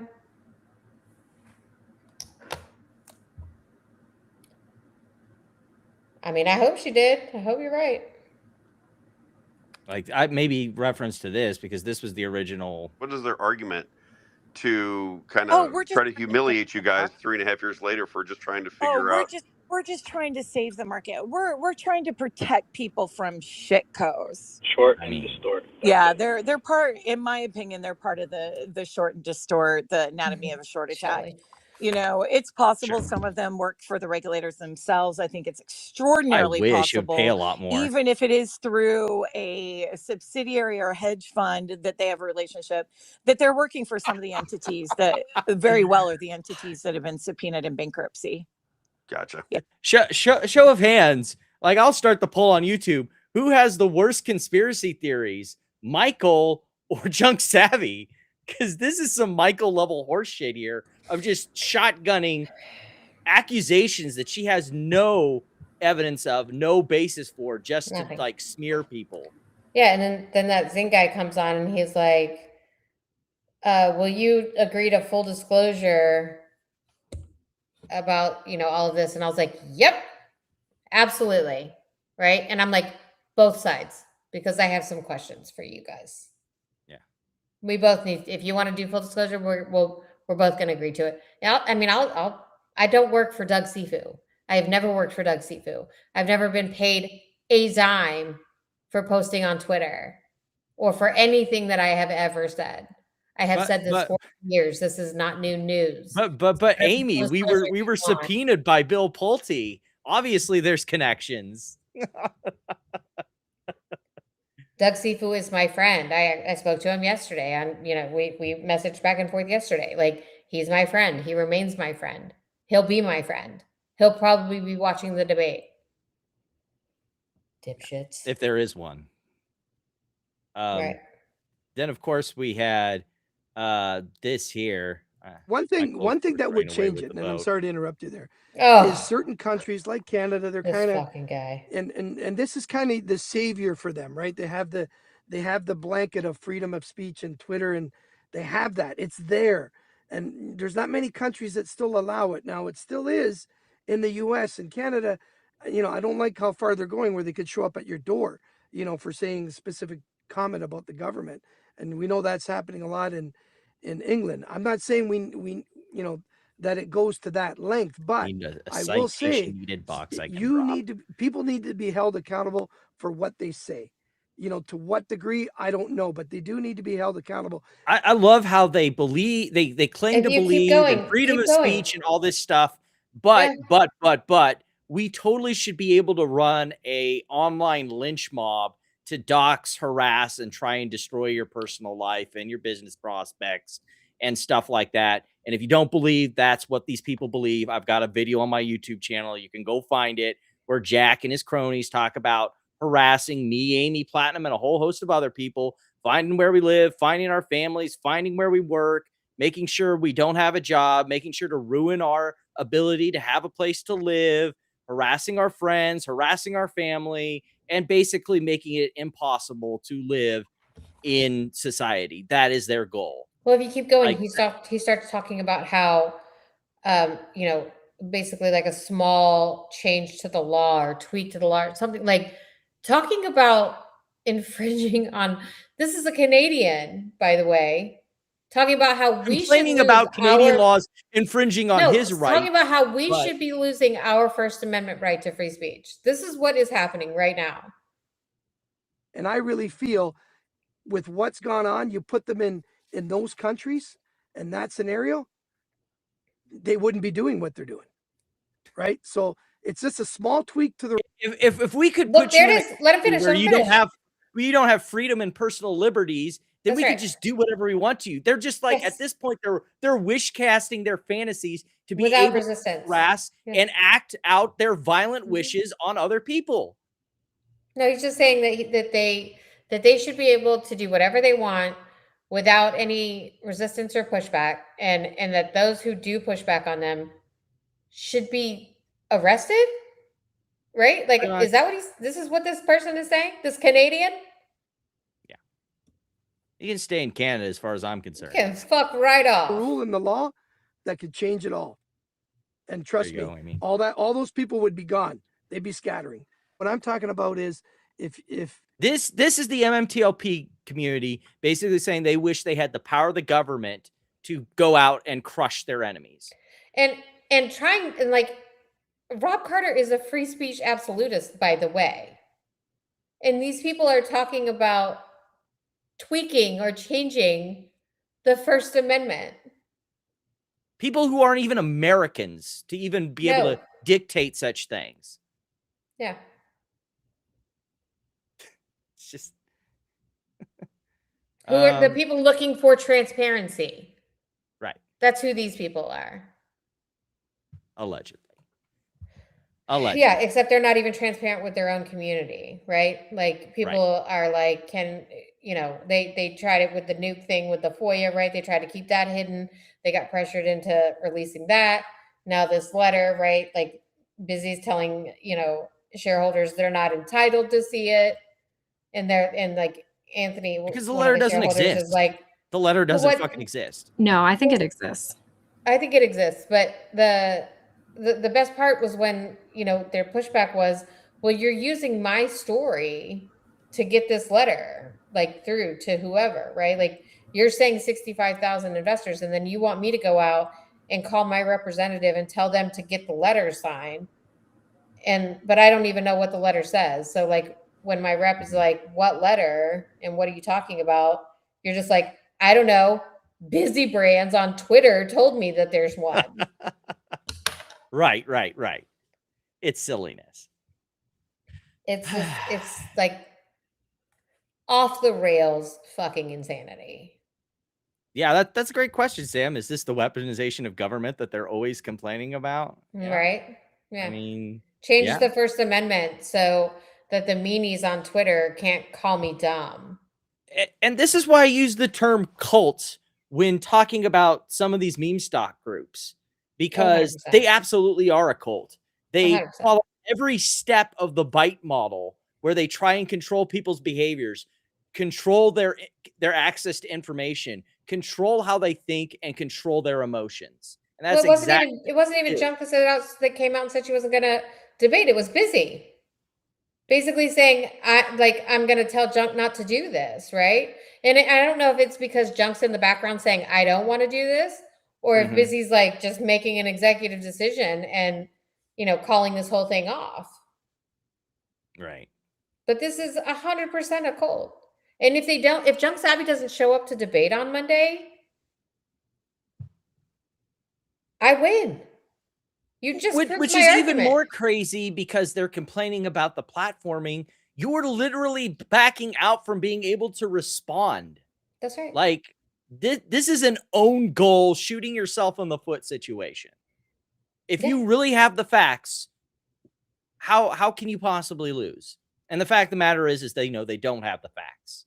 Well, of course they don't. And they know that I will challenge every single thing they say. And I'll back it up with evidence. And they won't. They won't. Because they can't. They don't have sources. They have the evidence, but we can't show our hand. Well, guess what? We can. Because, facts. There's nothing to hide. I do have the evidence. I have plenty. Like every 2 seconds, I'm going to be like, can I share my screen with you, Isaiah? I have plenty to show. Oh, you're talking about the show that I'm like. Well, and Junk actually talking about hedging, right? Talking about hedging, Junk actually says in that space, if you go back to that space where she says, just schedule it. Right after that, she's like, oh, one thing, I will not be showing any of our evidence. Blah, blah, blah, blah, blah. So she was hedging already. And then like at the end, throughout I don't know, at the end or something, she says something to the effect of like, it kind of sounds like I don't want to do it. She's like, but if the community wants me to do it, I'll do it. Right. So she puts that caveat on there. Right. And now all of the community's up in arms and they're saying, don't do it and don't platform her. So her way out. Now she can say, well, the community doesn't want me to do it. Her way out is going to be, this is upsetting the community. Like they're all posting about how they have PTSD and blah, blah, blah. So she'll be like, this is upsetting my people. I can't do this. Well, you look like a chicken shit, JunkSavvy. So I suggest you get on there at 10 a.m. on Monday. Yeah. As speaking you along the face and told hundreds of people, we are 100% right. And those are her words. We are 100% right. That's what she told them. If you are 100% right, I'll see you on Monday morning. Speaking of things that's coming up, because we do have a hearing in the bankruptcy, basically, the trustee was going to respond to basically Virtu and the other non-parties wanting to reopen the record after they got served the stuff from West Christian for evidence preservation. The basic argument that it boils down to being is that, hey, we got served with this, preservation stuff. They obviously see us as a litigation target. So we need to reopen the record in the limited sense of basically being able to make an argument that says, look, they obviously are planning to target us, so they shouldn't get this discovery. They have the information they need. They should just file their lawsuit. And then they'll get discovery if they get past the motion to dismiss. Obviously, the trustee doesn't want to do that, but I think because the hearing is coming up, I think they have a hearing on the 7th? May 7th. May 7th. Yeah, right there. They're wanting to basically save argument for that, which seems to be... I don't think this one is like a call-in. I think it... I don't know if it's Zoom only. I can't remember, but I don't think there's a call-in for this one. Let me scan real quick. Hearing. Well, the number that I put in the Discord has worked for all of them so far. Oh, so is this going to be the hearing? Yeah, it says here, telephonic Zoom. That is technically Zoom, is that phone number. Yeah. So we'll just have to repost that so we don't have to fumble around for it again. yeah, whatever. Yeah, right. That's the one we've been calling to hear. Right. So that'll be an interesting hearing, because I think, because the one I pulled up there, it seems like that this is also going to be Scott's arguments as well. There's a lot going on there. Yeah, there's a lot. There's too much. Well, that's the thing. These bankruptcy hearings have been wild. Just like there've been a lot of them, and they've been very dense, to say the least. So that should be interesting. Well, I think Scott's challenging too, like why there hasn't been other adversarial cases brought. Like, I think he's not just that, but he's put forward his own 2004 discovery. I don't know if it's being handled that hearing specifically, but yeah, Jane Street responded to that too. They said all of them did preemptively. They basically said he didn't have standing along with the trustee, which is an interesting move to make, I think. Because if he doesn't, then none of them do. You mentioned this. How do they even have standing to ask for MMTLP data if Bingo. MMTLP doesn't have standing in the case? Exactly. In bankruptcy. Yeah, that's the contradiction that's getting really weird here. Like if MMTLP shareholders don't, I think it backfires. Right. Yeah. Because like it makes sense if you've spun out this entity, all of the rights associated with the MMTLP entities, with the oil assets, anything. That's why all the shareholders have been suing NextBridge, not, Metamaterials estate or anything like that, because all of the claims for anything related to this transaction, they walked out the door when MMTLP spun out into NextBridge. All of the rights of the shareholders, all the rights of the entity and the assets, everything, they're gone. So why would the trustee be able to do any sort of discovery related to MMTLP when all of those legal claims went out the door when that transaction ended? Well, good question. Well, I guess we'll find out. Stay tuned. We'll find out next time. Yeah. Well, I mean, if Scott doesn't have standing, then MMTLP is not included in this. Yep. Exactly. And so they need to That's a bold move, Cotton. Subpoenas. Let's see how that plays Which out. brings us around. I know you weren't here, Platinum, last week when we talked about the Fifth Circuit hearing. What's your thoughts on that? I'm curious. Are you talking about the one? The Taggart appeal up to the Fifth. It was revelatory. They had the hearing on the arguments for the Fifth, on the Taggart. Right. No. Yeah, I did listen to the whole thing. I mean, I think it'll probably not. I don't think they're going to change anything. But it was interesting to listen to. I do. The way I listen to it, I think they do, because and you tell me where you think I'm wrong on this, but they're going for a 12B dismissal. The argument that appellee defendant below was making is it's a transaction, an exchange that was like for like. They had the Torchlight. It was during the reverse merger turned into MMTLP, and then the MMTLP was spun out into NextBridge Hydrocarbons. They are the same thing through their same amount of ownership, the same assets, everything, all the way through the end of the transaction. The problem that the Fifth Circuit was having, it's like, but you mark down the assets to zero. But order of magnitude is what he said. Yeah. The assets went from billions of dollars to zero. Not billions. Millions. Sorry. Yeah, millions. Sorry, millions. Yeah, millions of dollars. I'm sorry. I was confusing what everyone says online with the like actual. But like millions. You have these marked down on your balance sheet as millions of dollars, and then suddenly they were zero. What, like, how can you say that those are like assets in the transaction? Somewhere in there. And when you get into the facts that are on the record in the case below, where they allege that they knew from the time it was still MMTLP inside of Metamaterials that these assets were worth zero. No one wanted to buy them. They knew they were going to be spun out. Like NextBridge's attorney said that. I feel like NextBridge's attorney said that. So like this, like that's the argument. How can it be like if the assets were not the same?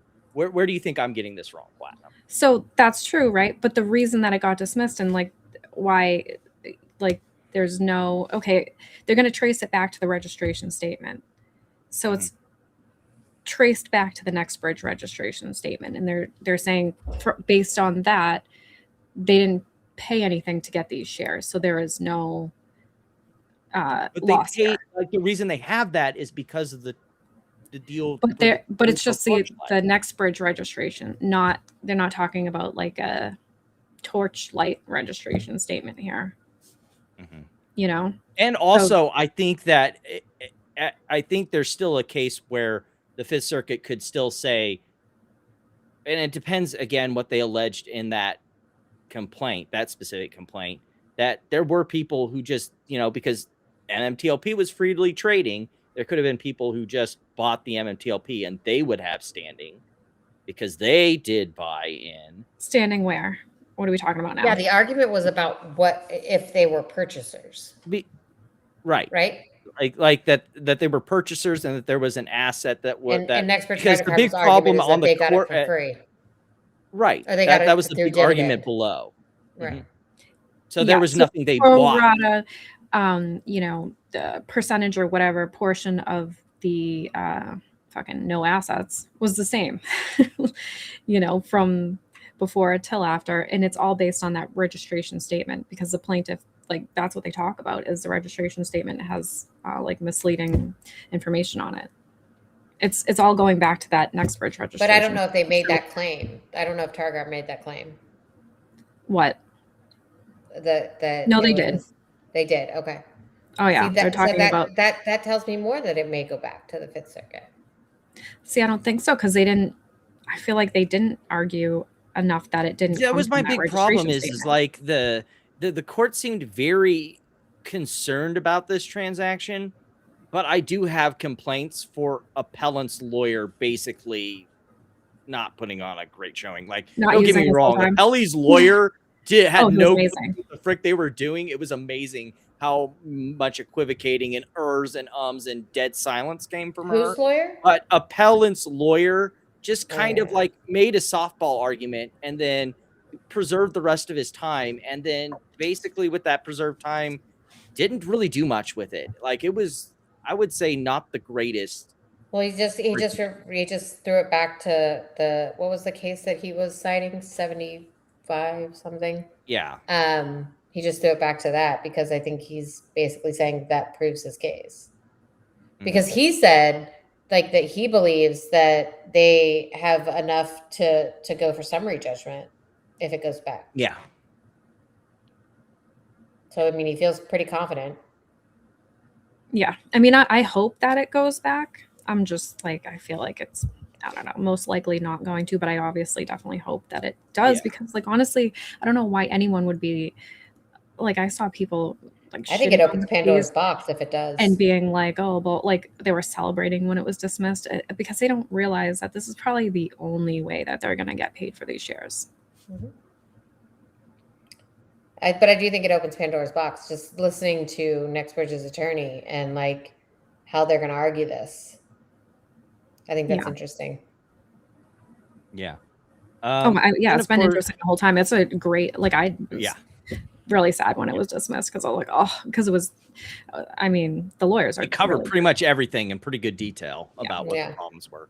But it's not completely dead yet because like they have the new shareholder lawsuit where they're basically asking for the derivative lawsuit, curative remedies where they want people on the board and basically to counter the sort of in-dealing that seems to be going on in the NextBridge's last filing said they have 0 employees. So yeah, doing great.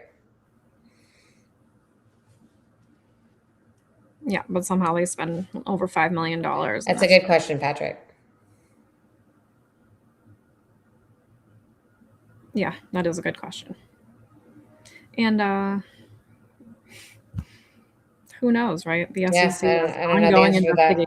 So what was she calling it? She was calling it like full circle accounting, or what was she calling it in her argument? I can't remember. I listened to that last week, and so I kind of. She was calling it something though.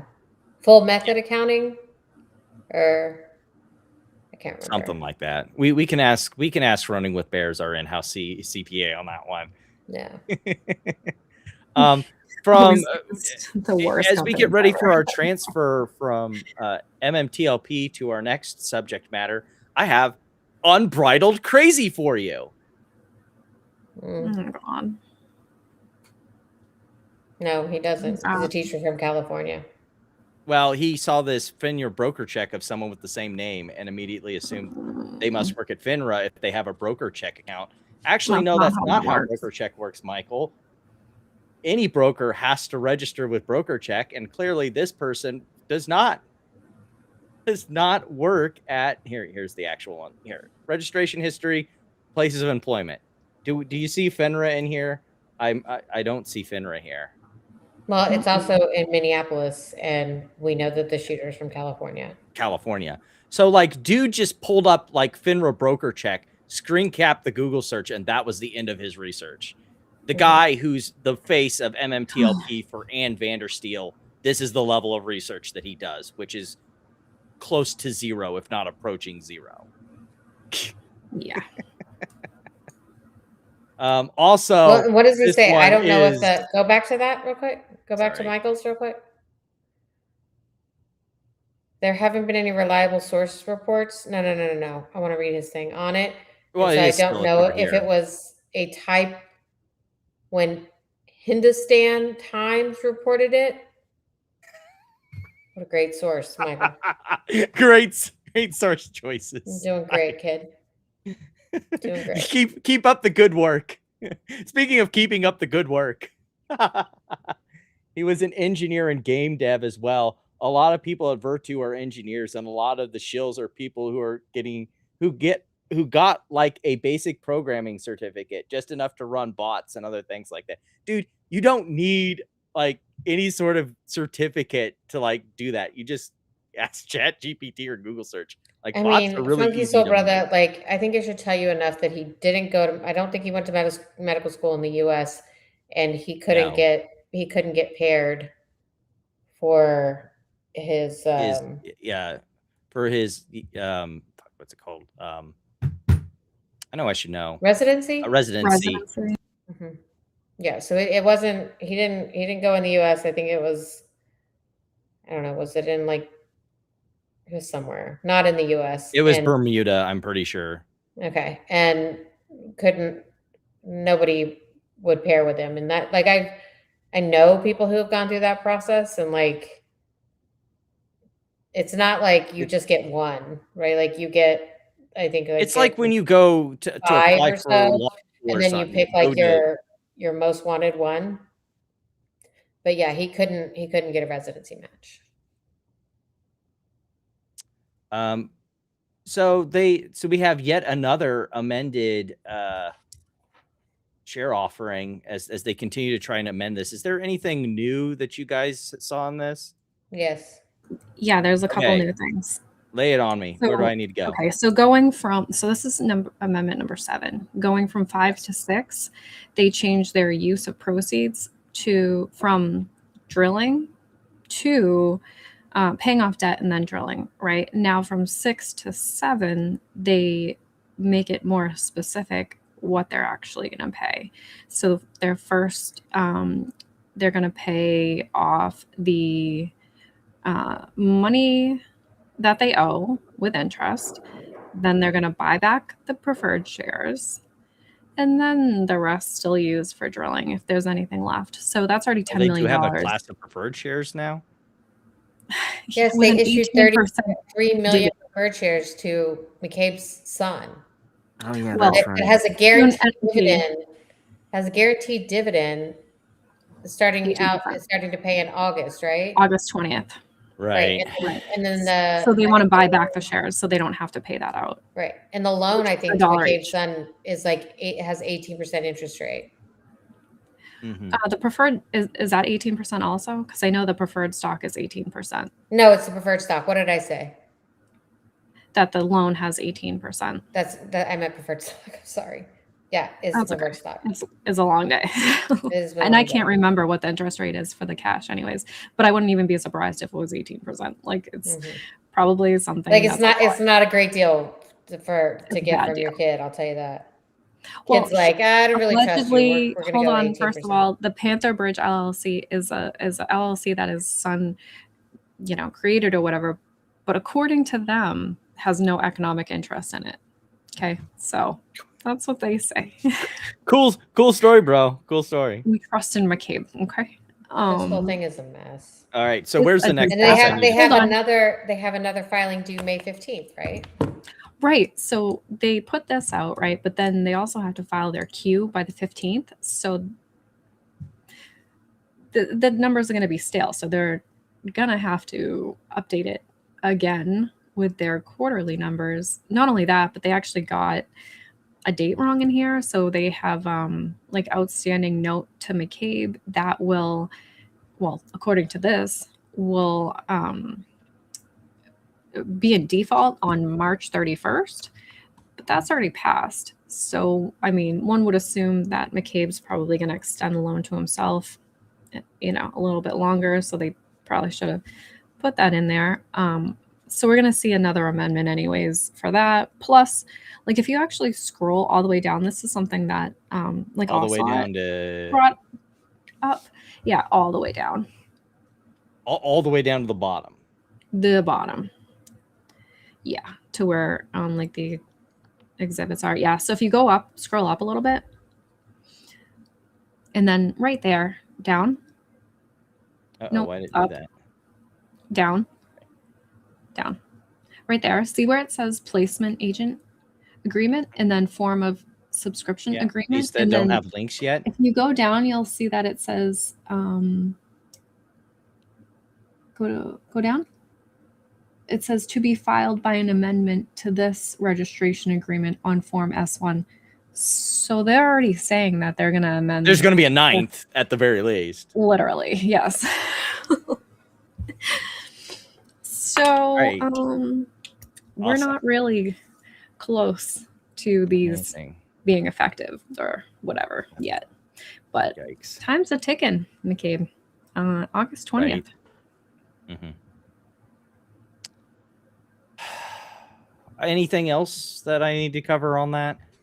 That's really the biggest thing is they say exactly what they're going to do with the money. So like it's safe to assume and they still haven't priced it. Right? There's underpricing, it's blank. I would say it's safe to assume that the SEC said, well, you can't just say that you're going to put it towards debt. Like what exactly do you mean by that? Right? Like, why don't you lay that out in the order of what you're going to do? Because it's $10 million. Right. Gone right away. Gone.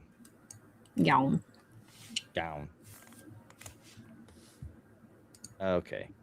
That's that really. Next we have we're going to transition to reborn shitco's, but this was actually, from my understanding, pretty okay. Because didn't they have where is it? Something happened that hasn't happened in like 19 quarters, I think. Yeah, they made money. Yeah. Like they even talked about this on the radio. I was like, what? So this is 3 months ending. Boom. The BBBY, are you trading without me? Oh, yeah. So ending that's cash flow. Consolidated standard. What's this? Oh, that's the balance sheet. So okay, 3 months ended. So yeah, they did. Wait, 3 months ending, they didn't make money, but they made money to end the year barely. Is that what's going on here? No. The 3 months ending shows that they had a loss. For common stock.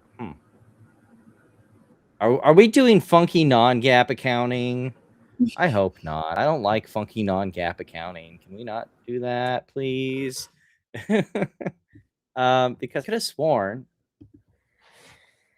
Yeah, delivers significant. Oh, it's revenue growth.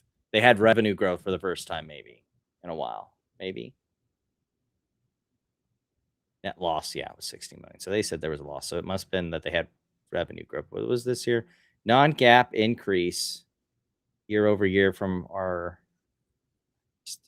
this bothers me so much. I hate that non-GAAP. Get out of here. No one likes you. Adjusted EBA. Got more adjusted horse shit. Wow, that was not as good as I thought they had made money this quarter.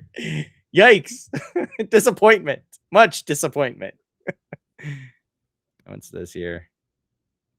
This had nothing to do with the subject at hand, but I just beat my friend at chess. Oh, nice. 1,000 ELO higher than you. That is craziness, sir. Congrats. The best I can do about my friends that are that high above me is basically drunkenly walk into a draw. Yeah, I play Gob at chess, and he's like 1,000 ELO points ahead of me too. So yeah, that's always I'm fun. one of those guys that I know chess openings. I suck at the middle game, and then I somehow drunkenly stumble either into a victory, tie, or a really bad loss. It really depends on who I'm playing. I have no middle game. It really sucks. I think we missed this.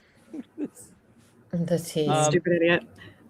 Oh my goodness. So he had a meltdown about, like, we've known for the longest time that the Bear Trap movie has moved away from being about Bed Bath & Beyond to being about the infinitely more marketable exploitation of GameStop shareholders. So of course he's going to feel really bad about being excluded from this whole thing, and now the team has reached out to him to soothe his hurt fifis. Poor baby. Poor baby. Yep. So I guess we will not get to know the whole story. Because he said he was going to release the whole story. Yeah, I know, right? I wanted to know the whole story. I thought we had gotten the whole story when Adabit was on talking about the Bear Trap. Yeah, but he never really got into what happened with Kevin Malone and why Kevin is out. Right. Gotcha. Now we have PP going to Michael Land, or the same, crazy bar that Michael gets his drinks at. Yikes. Apparently, it wasn't that the CFO committed suicide; he was murdered. Clearly, from the top of the Jenga building. Okay, sure, cool story, bro. Also, in other news, Kai Smalesh no longer has a job with Uber. They did reply. Uber support or whatever replied to his tweet. Okay, and what'd they say? And they said to DM or whatever. They were DMing him or DM them or whatever. Yeah. So perhaps I guess Ryan Cohen did, and Pulte did step in for him. Yeah, totally. Absolutely what happened here, guys. Absolutely. Yeah. My goodness. Yeah, I would have figured that recording someone's phone conversation in your car would have been the first indicator to get rid of him, but whatever. Yeah. From one shitco meme stock grifter to the next. So apparently they've got the meme coin again with PP and Ramiz and all this stuff. That they're going to try and pump that again, but you know what? That pump and dump was so last year. This year we've got the most primo shit coins, and it's even on pump.fun. Like, what could possibly go wrong here, guys? What could go wrong? It's Keith Hill's brother. Like, this is. Have you heard some of the stuff that happened from this week related to this? I just saw that he was on a space talking to people about it, but yes, there was some stuff here's my screen cap of it for what it's worth. I didn't listen. There was a lot that happened in the space. It was kind of brain rot. First, we had basically what sounded like him being basically induced by people online to try and help them pump their fucking, meme coin pump and dump grift on pump.fun. Take from me. Or is this like it's been 3 months. A true support system? It is a support system. We've been here since 3 months. We did not sell. We've been all the way up to 18 million. 18 million, Okay. and all the way down, and all the way back to 18 million, all the way down. And we're still 18 million holding. what? We're not here for Market cap? pennies. We're here to diamond hand and then maybe take some profit when we're really at a very high market cap. When you And pump we want it you to and be bring more with. This people in. can't happen without you. This can't happen without you. So they're basically trying to induce him into helping them with their scam. But they won't tell him like who started this. Who is the one who started this whole Okay, thing? it's mine. Yeah. It's So I don't. post it and only it, and it's yours, Kevin. But who has the BP? Nobody does. There's nothing he can Is do it with it. He, Haas? It's in hand of the governance. no one has. Is that Haas? Well, I mean, he was in the space. Just saying. Just Connect the saying. dots. Who's that wearing that very fashionable hat there? I don't know. But yes, Haas was in the space. So wait, I Has thought it. his I don't coin know. was I don't. barking puppy. I'm so confused. Yes, like there's several people trying to capitalize on this. BP is just one of the others that have been going around.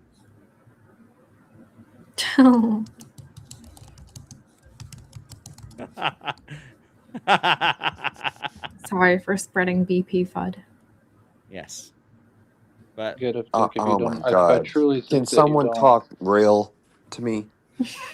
We all No have one the has it. No So one. I don't get. bullshit. So bullshit. How could someone have it? The dude I didn't created create it. I didn't create it. Well, the dev handed over the project to the community. And we are What is he No, talking they made him an admin of the Is he project. talking about the barking puppy one or the BP? I don't understand. I thought BP was barking puppy. No, there's barking puppy and then there's BP, and BP was not created by Kevin. But barking puppy was? I don't know about that one. I just know the BP one was not made by him, and he's trying to figure out who made this, and they're like, none of us made it. It just appeared out of the ether. Like it sprung like a tree from the ground, and it just happened. This is the salvation. Speaking of salvation, I'm jumping off of here. That's fine. You've got a busy Monday to get ready for. Right. I'll talk to y'all later. All right. Your 24-hour shitcoin update on BP. Kevin creates. Okay, first of all, that's wrong. He didn't create this, to my understanding. He just got hosed into this fucking scam. 1 second, I'm gonna fix this real quick.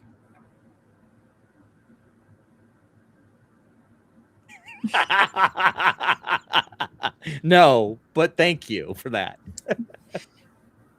Kevin gets on a life space holded by BP holders who try and convince him to buy BP. He thought the space was actually run by the Buddy coin that had sent him a gift basket to his hotel. He confirms he has nothing to do with both.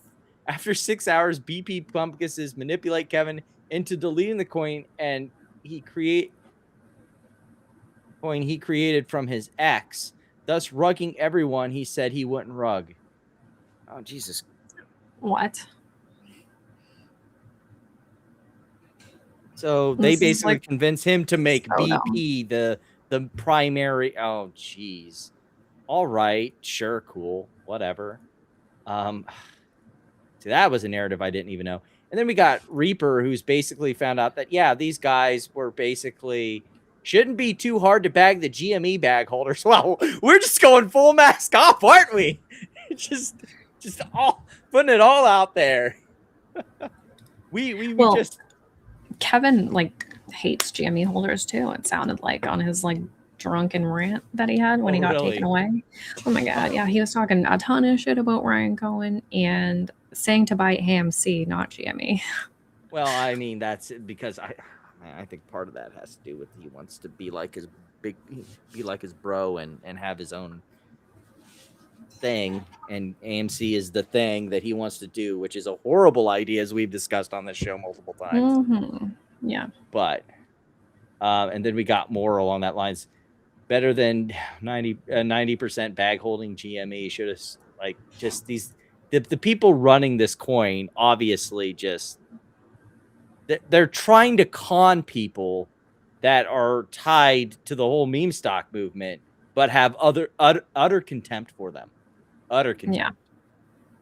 Which is just like a perfect encapsulation of how shitty this whole thing is.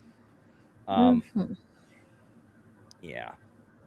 So let me see here if I've got anything. What's this? From how I understood it, BB Coin was launched exactly when Barking Puppy Coin was launched by Kevin. So I believe the scammers were trying to get him to sponsor BP on his own. That makes sense. I thought BP existed before that. What was the 3-month thing? Is that Buddy Coin? It's also stupid. Oh my god. I'm sorry, I don't keep up with the interior politics of like shit coins. Yeah. I barely can keep track of the actual coins people follow. I know, right? Yeah. We do have an update in the Asia broadband lawsuit. Okay. Shocking that that's not a West Christian special. I know, right? Last we left off, we viewed the document and response by the defendants, where basically we learned that all the exhibits were made by AI, and that they did not attest. Oh, you that's right, you weren't there for that. So, quick catch up. So basically, in the filing, let me pull this up because this is new to Platinum's ears. Yeah. Oh my goodness, I forgot about that. Oh my goodness, this is great. So let me find it in here. It's delicious. Here's the see here. Okay, so here it is.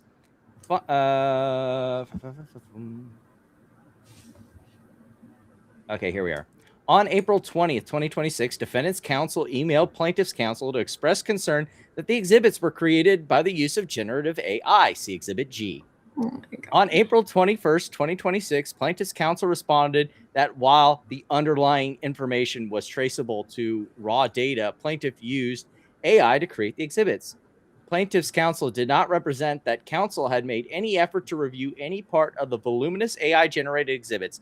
It's big. It's like almost out from Boston levels of exhibiting. No way. It's like 80 pages of exhibits, I'm pretty sure. Wow. To confirm their accuracy. And we got this footnote 5 here that says, Magistrate Judge Arduro's individual procedures, which the parties were directed to review at ECF number 7, requires any party who uses generative artificial intelligence to attach a declaration disclosing the use of artificial intelligence and certifying that the party has reviewed the source of the material and verified its accuracy and compliance with Rule 11 obligations. Plaintiff filed no such certification here. Amazing. Wow. So what do the exhibits even look like? Like they aren't bad, but they're so obviously AI. It's kind of hilarious. Like 1 second here.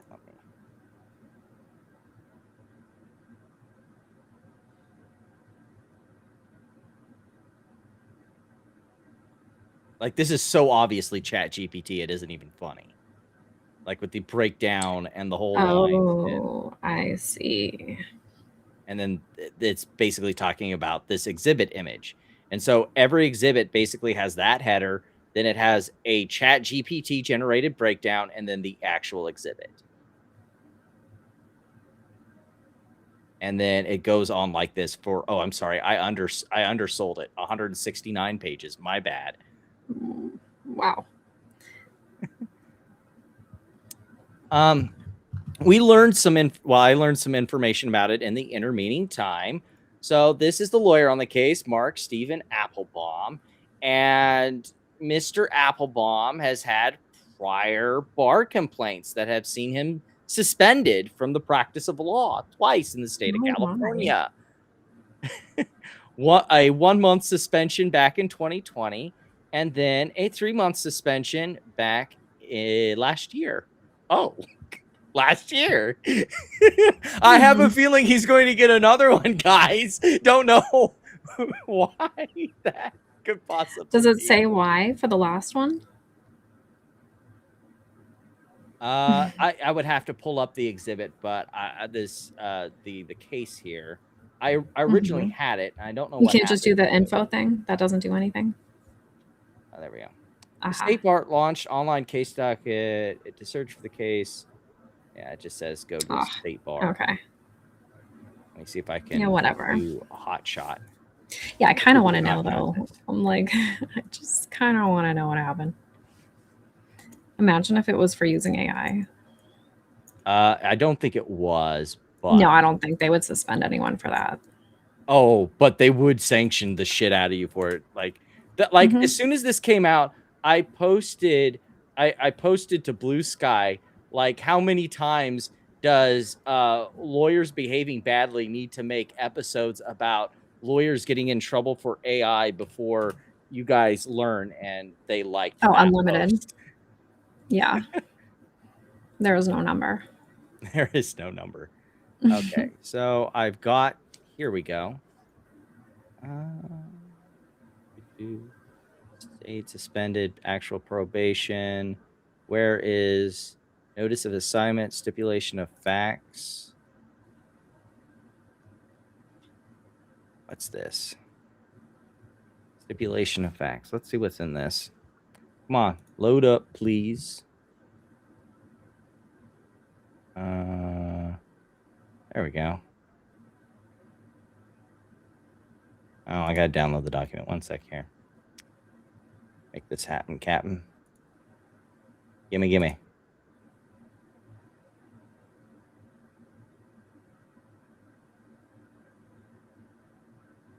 On January 2009, purchased a single-family residence. In 2019, the Homeowners Association filed a civil complaint in the state court. The state court awarded the Homeowners Association judgment on February 23rd, 2022.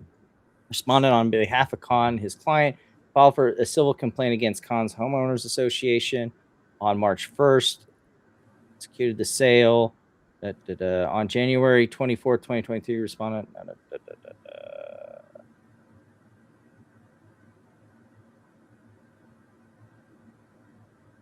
Let's see here.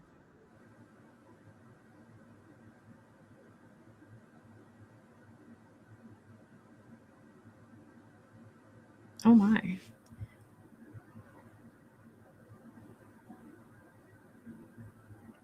I feel like I'm. So he was his lawyer. Hold on, go down. But I'm trying to go back up to figure out where we okay. missed a beat here.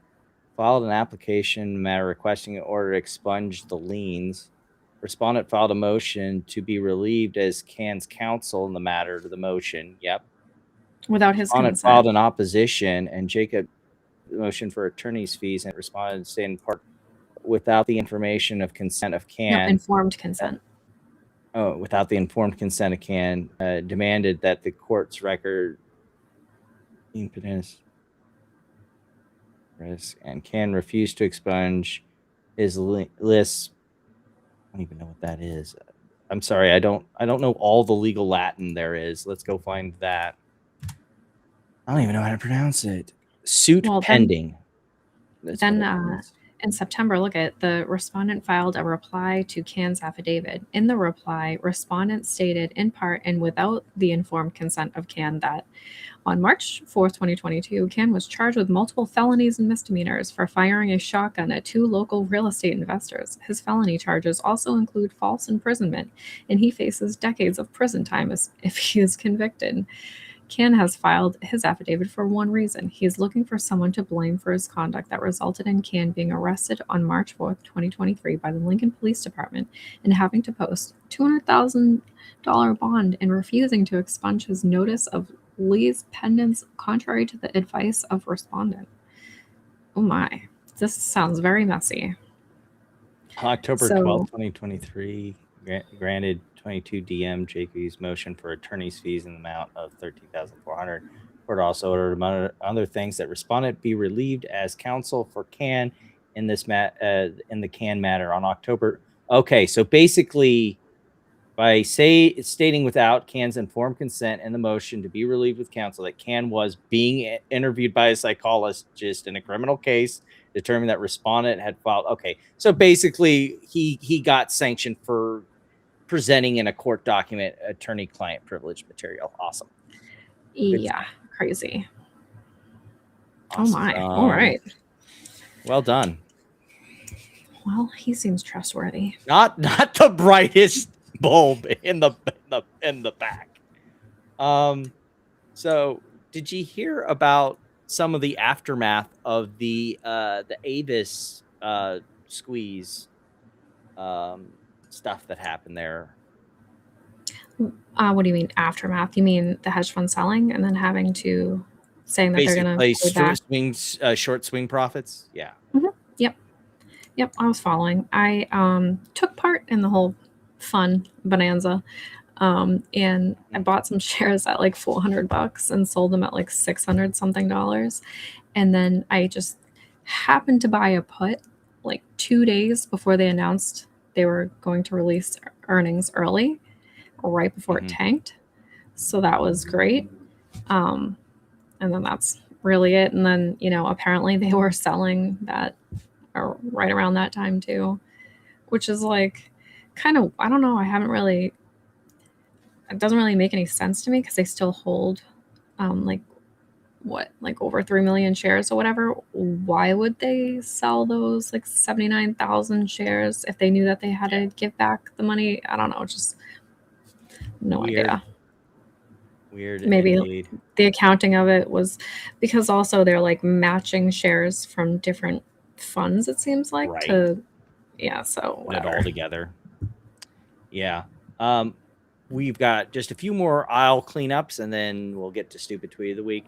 We do have an update in Ethan's lawsuit. Unfortunately, money's still stuck. They don't have enough for the retainer yet. So, get out there and make sure to send Ethan your prayers. Does he have a job?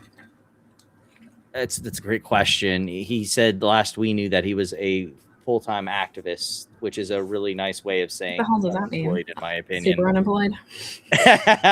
Super unemployable, maybe even. I don't know.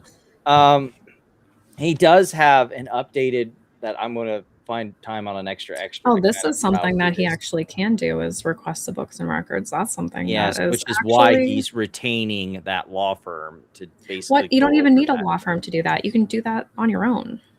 Like he could just go to the headquarters if he wanted to. Right, but if they deny him, then he need to sue over it. So this is his demand. Why would they deny him? Yeah. I don't know. Well, I guess McCabe denied them when they requested the books and records, and that's kind of what led to the 1209 situation in the first place. Yeah. But like AMC is a real company, they're not going to deny it. Yeah, unless it's something that there's a reason, like say it's material non-public information and they want you to reasonably give that you're not going to sell or trade on this information or buy or whatever. Well, no, because you can, it depends what he wrote, but you can do a request for an inspection of book and records anytime you want as a shareholder. Right. But I mean, it really depends. Much like what happened during the lawsuit, if it's within a certain, materiality, they can require that. Basically, you can see them, but you have insider information. So you basically, for the pendency time, have to basically trade like an insider. Yeah. So that's the only thing I'm saying is like they can put certain requirements on it. But yeah. Generally most companies are going to be like, sure, whatever.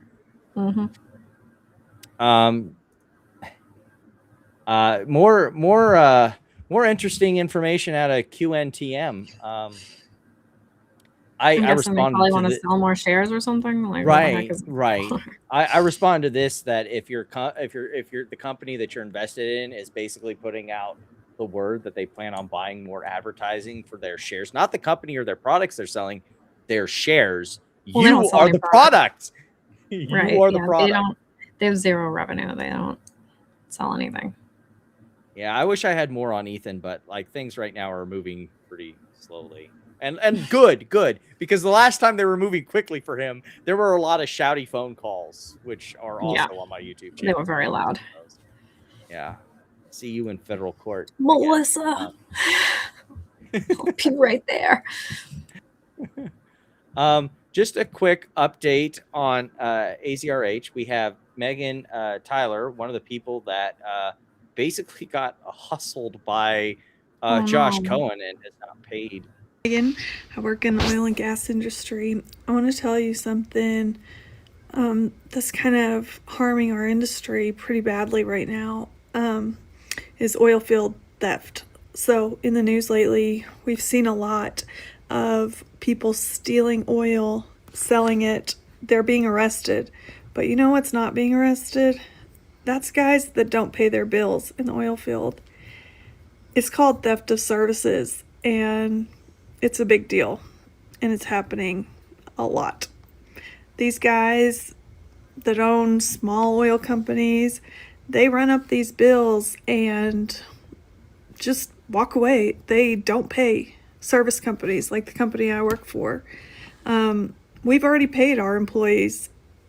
That's theft. When you run up a bill and you don't pay it, that's theft. Hi. That it is. I mean, that's a pretty fair way to put what happened to her company because of Josh. I mean, she still owes the bills. Why can't Josh pay his?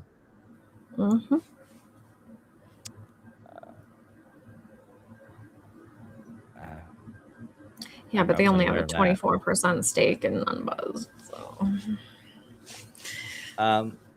one it's last not material thing, enough to count, sadly. All right. One last thing before we get to stupid tweet of the week. Susan does not make an appearance very often on the show, but I hate how people like her conflate naked shorting and short sellers as if they are the same act or the same thing. Especially when they bring up South Korea and how they hate short sellers, period, over there. And that's something that we should totally adopt here in America. And it just shows the duplicitous nature of anyone who brings up this topic all the time. Yeah. But that is our show. Before we get into stupid tweet of the week, I know there's this thing. I tried finding it on my phone so I can show it. I don't normally call for things like liking or subscribing because generally, if you do like it, you'll do it. And I don't need to tell you. I know part of the packaging that YouTubers are encouraged to do is the call to action. There is one thing that I want to test, though. If you could go to the YouTube site, apparently there's this thing called Hype that if you do it from your phone, that within the first couple days, if you're a small channel, supposedly it tells the algorithm to like that you really, really liked it, as opposed to just a like.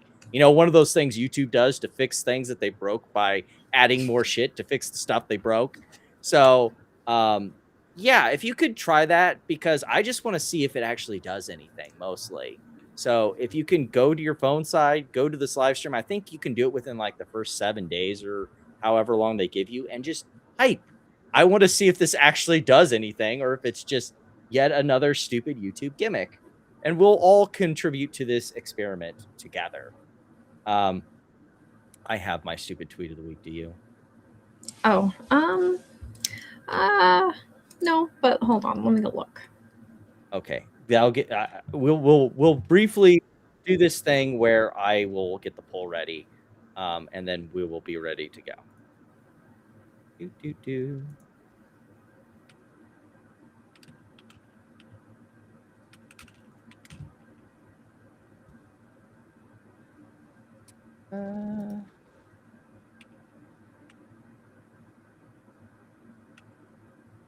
Okay, so the poll should be up.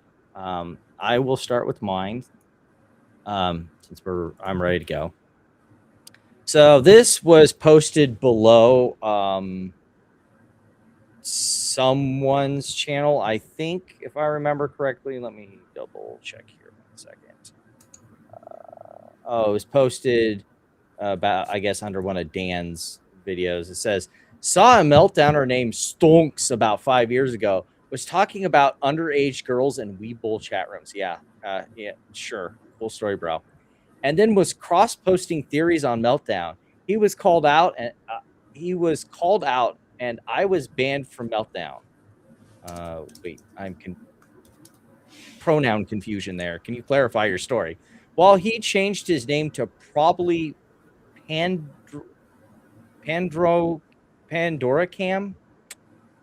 They kept the pedo and banned everyone who doesn't fit into their echo chamber. Wow, that sounds like a lot of projection.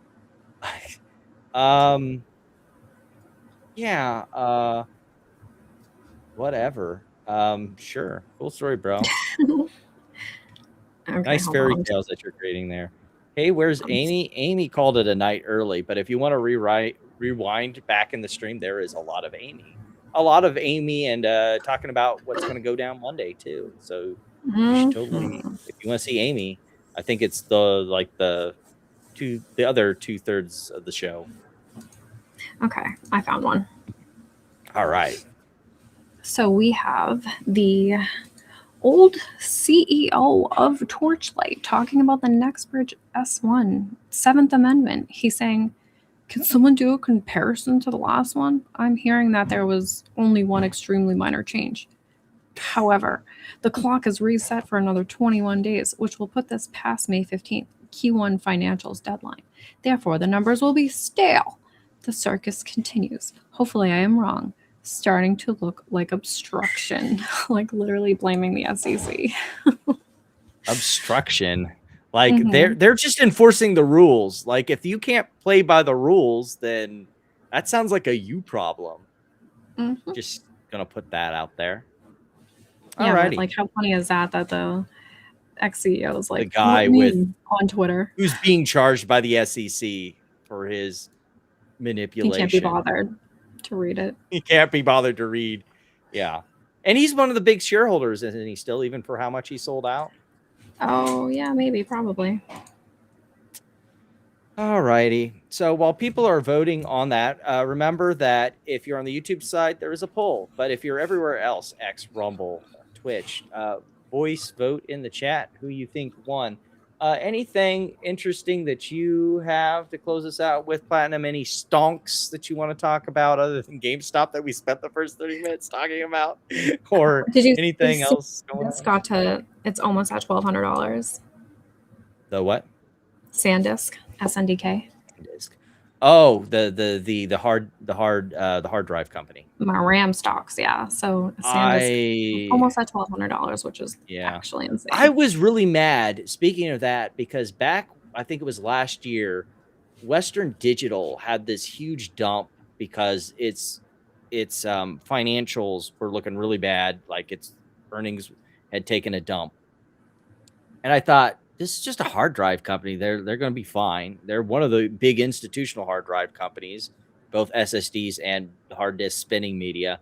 Like this should be fine. And I should have bought in because sure enough, it's back up and it's looking just fine. But you know, such is life. You can't be in every good play all at once unless you're holding VU or VTI. VTI, yep, I'm a huge VTI shell. Also, one other thing to look out for, which, I mean, this is already on people's radar because of the AI stuff, right? Like the whole power situation, but they just passed an executive order on electrical grids. So to kind of look into that, because I think last week.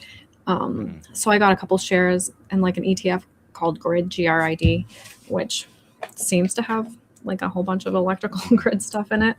But I would say, obviously do your own research and look into that on your own for everyone. I would wager Berta just can't read, period. You don't need to go past on to that and S1. I wager Berta can't read, period. Perfect.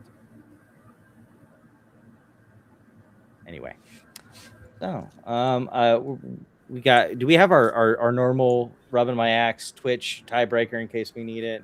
I don't know. I haven't seen him. Yeah, we've had some people in and out, especially when we on Twitch, especially when we talk about the more political stuff. I've noticed over there. get some people that try to run the troll game. The problem is I'd ignore them, and then they get really bored and go away. Because you know me, I'm notoriously bad at reading the chat as it is. Yeah. When you guys are here, let alone when it's just me. Yeah, well, it looks like unless there's any votes coming in from the other side, that Platinum wins this. So it was 5 votes. It was pretty beefy vote count over on the YouTube side, and you won 60-40. Nice. Thank you, Berta. Myrna, for not Berta reading, always being lazy as fuck. Appreciate it. You can always count on Berta to pull out a win there. Like, I try and get non-conventional, but like often you can just pretty much go to the classics, and it's a W. No, he's not a classic. Stop it. Like, because that's the first thing I was thinking, because I didn't have anything prepared, and I was like, do I look for PP show? Like, nah. Too easy. Or like Kevin. Well, I mean, like you're like we talk about Berta often, or like, oh yeah. Yeah, I go out and try and find non-standard people, but except that one time, what was it that I baggy Travis, AMC baggy Travis. We gotta have divide the two, but that one time where we had a whole discussion about his AI thing. Oh my god, yeah. Anyway, I think that will be it for us tonight. I may have some extra going over some of this legal stuff that I still have a backlog of, and maybe if there's updates in our favorite mergers and acquisitions. But for now, I think that'll be all. Enjoy your weekend, and we will see you next time. Later. Yep, thank you. And don't forget to hype the hype. See if it does anything. Yes, the hype. Get the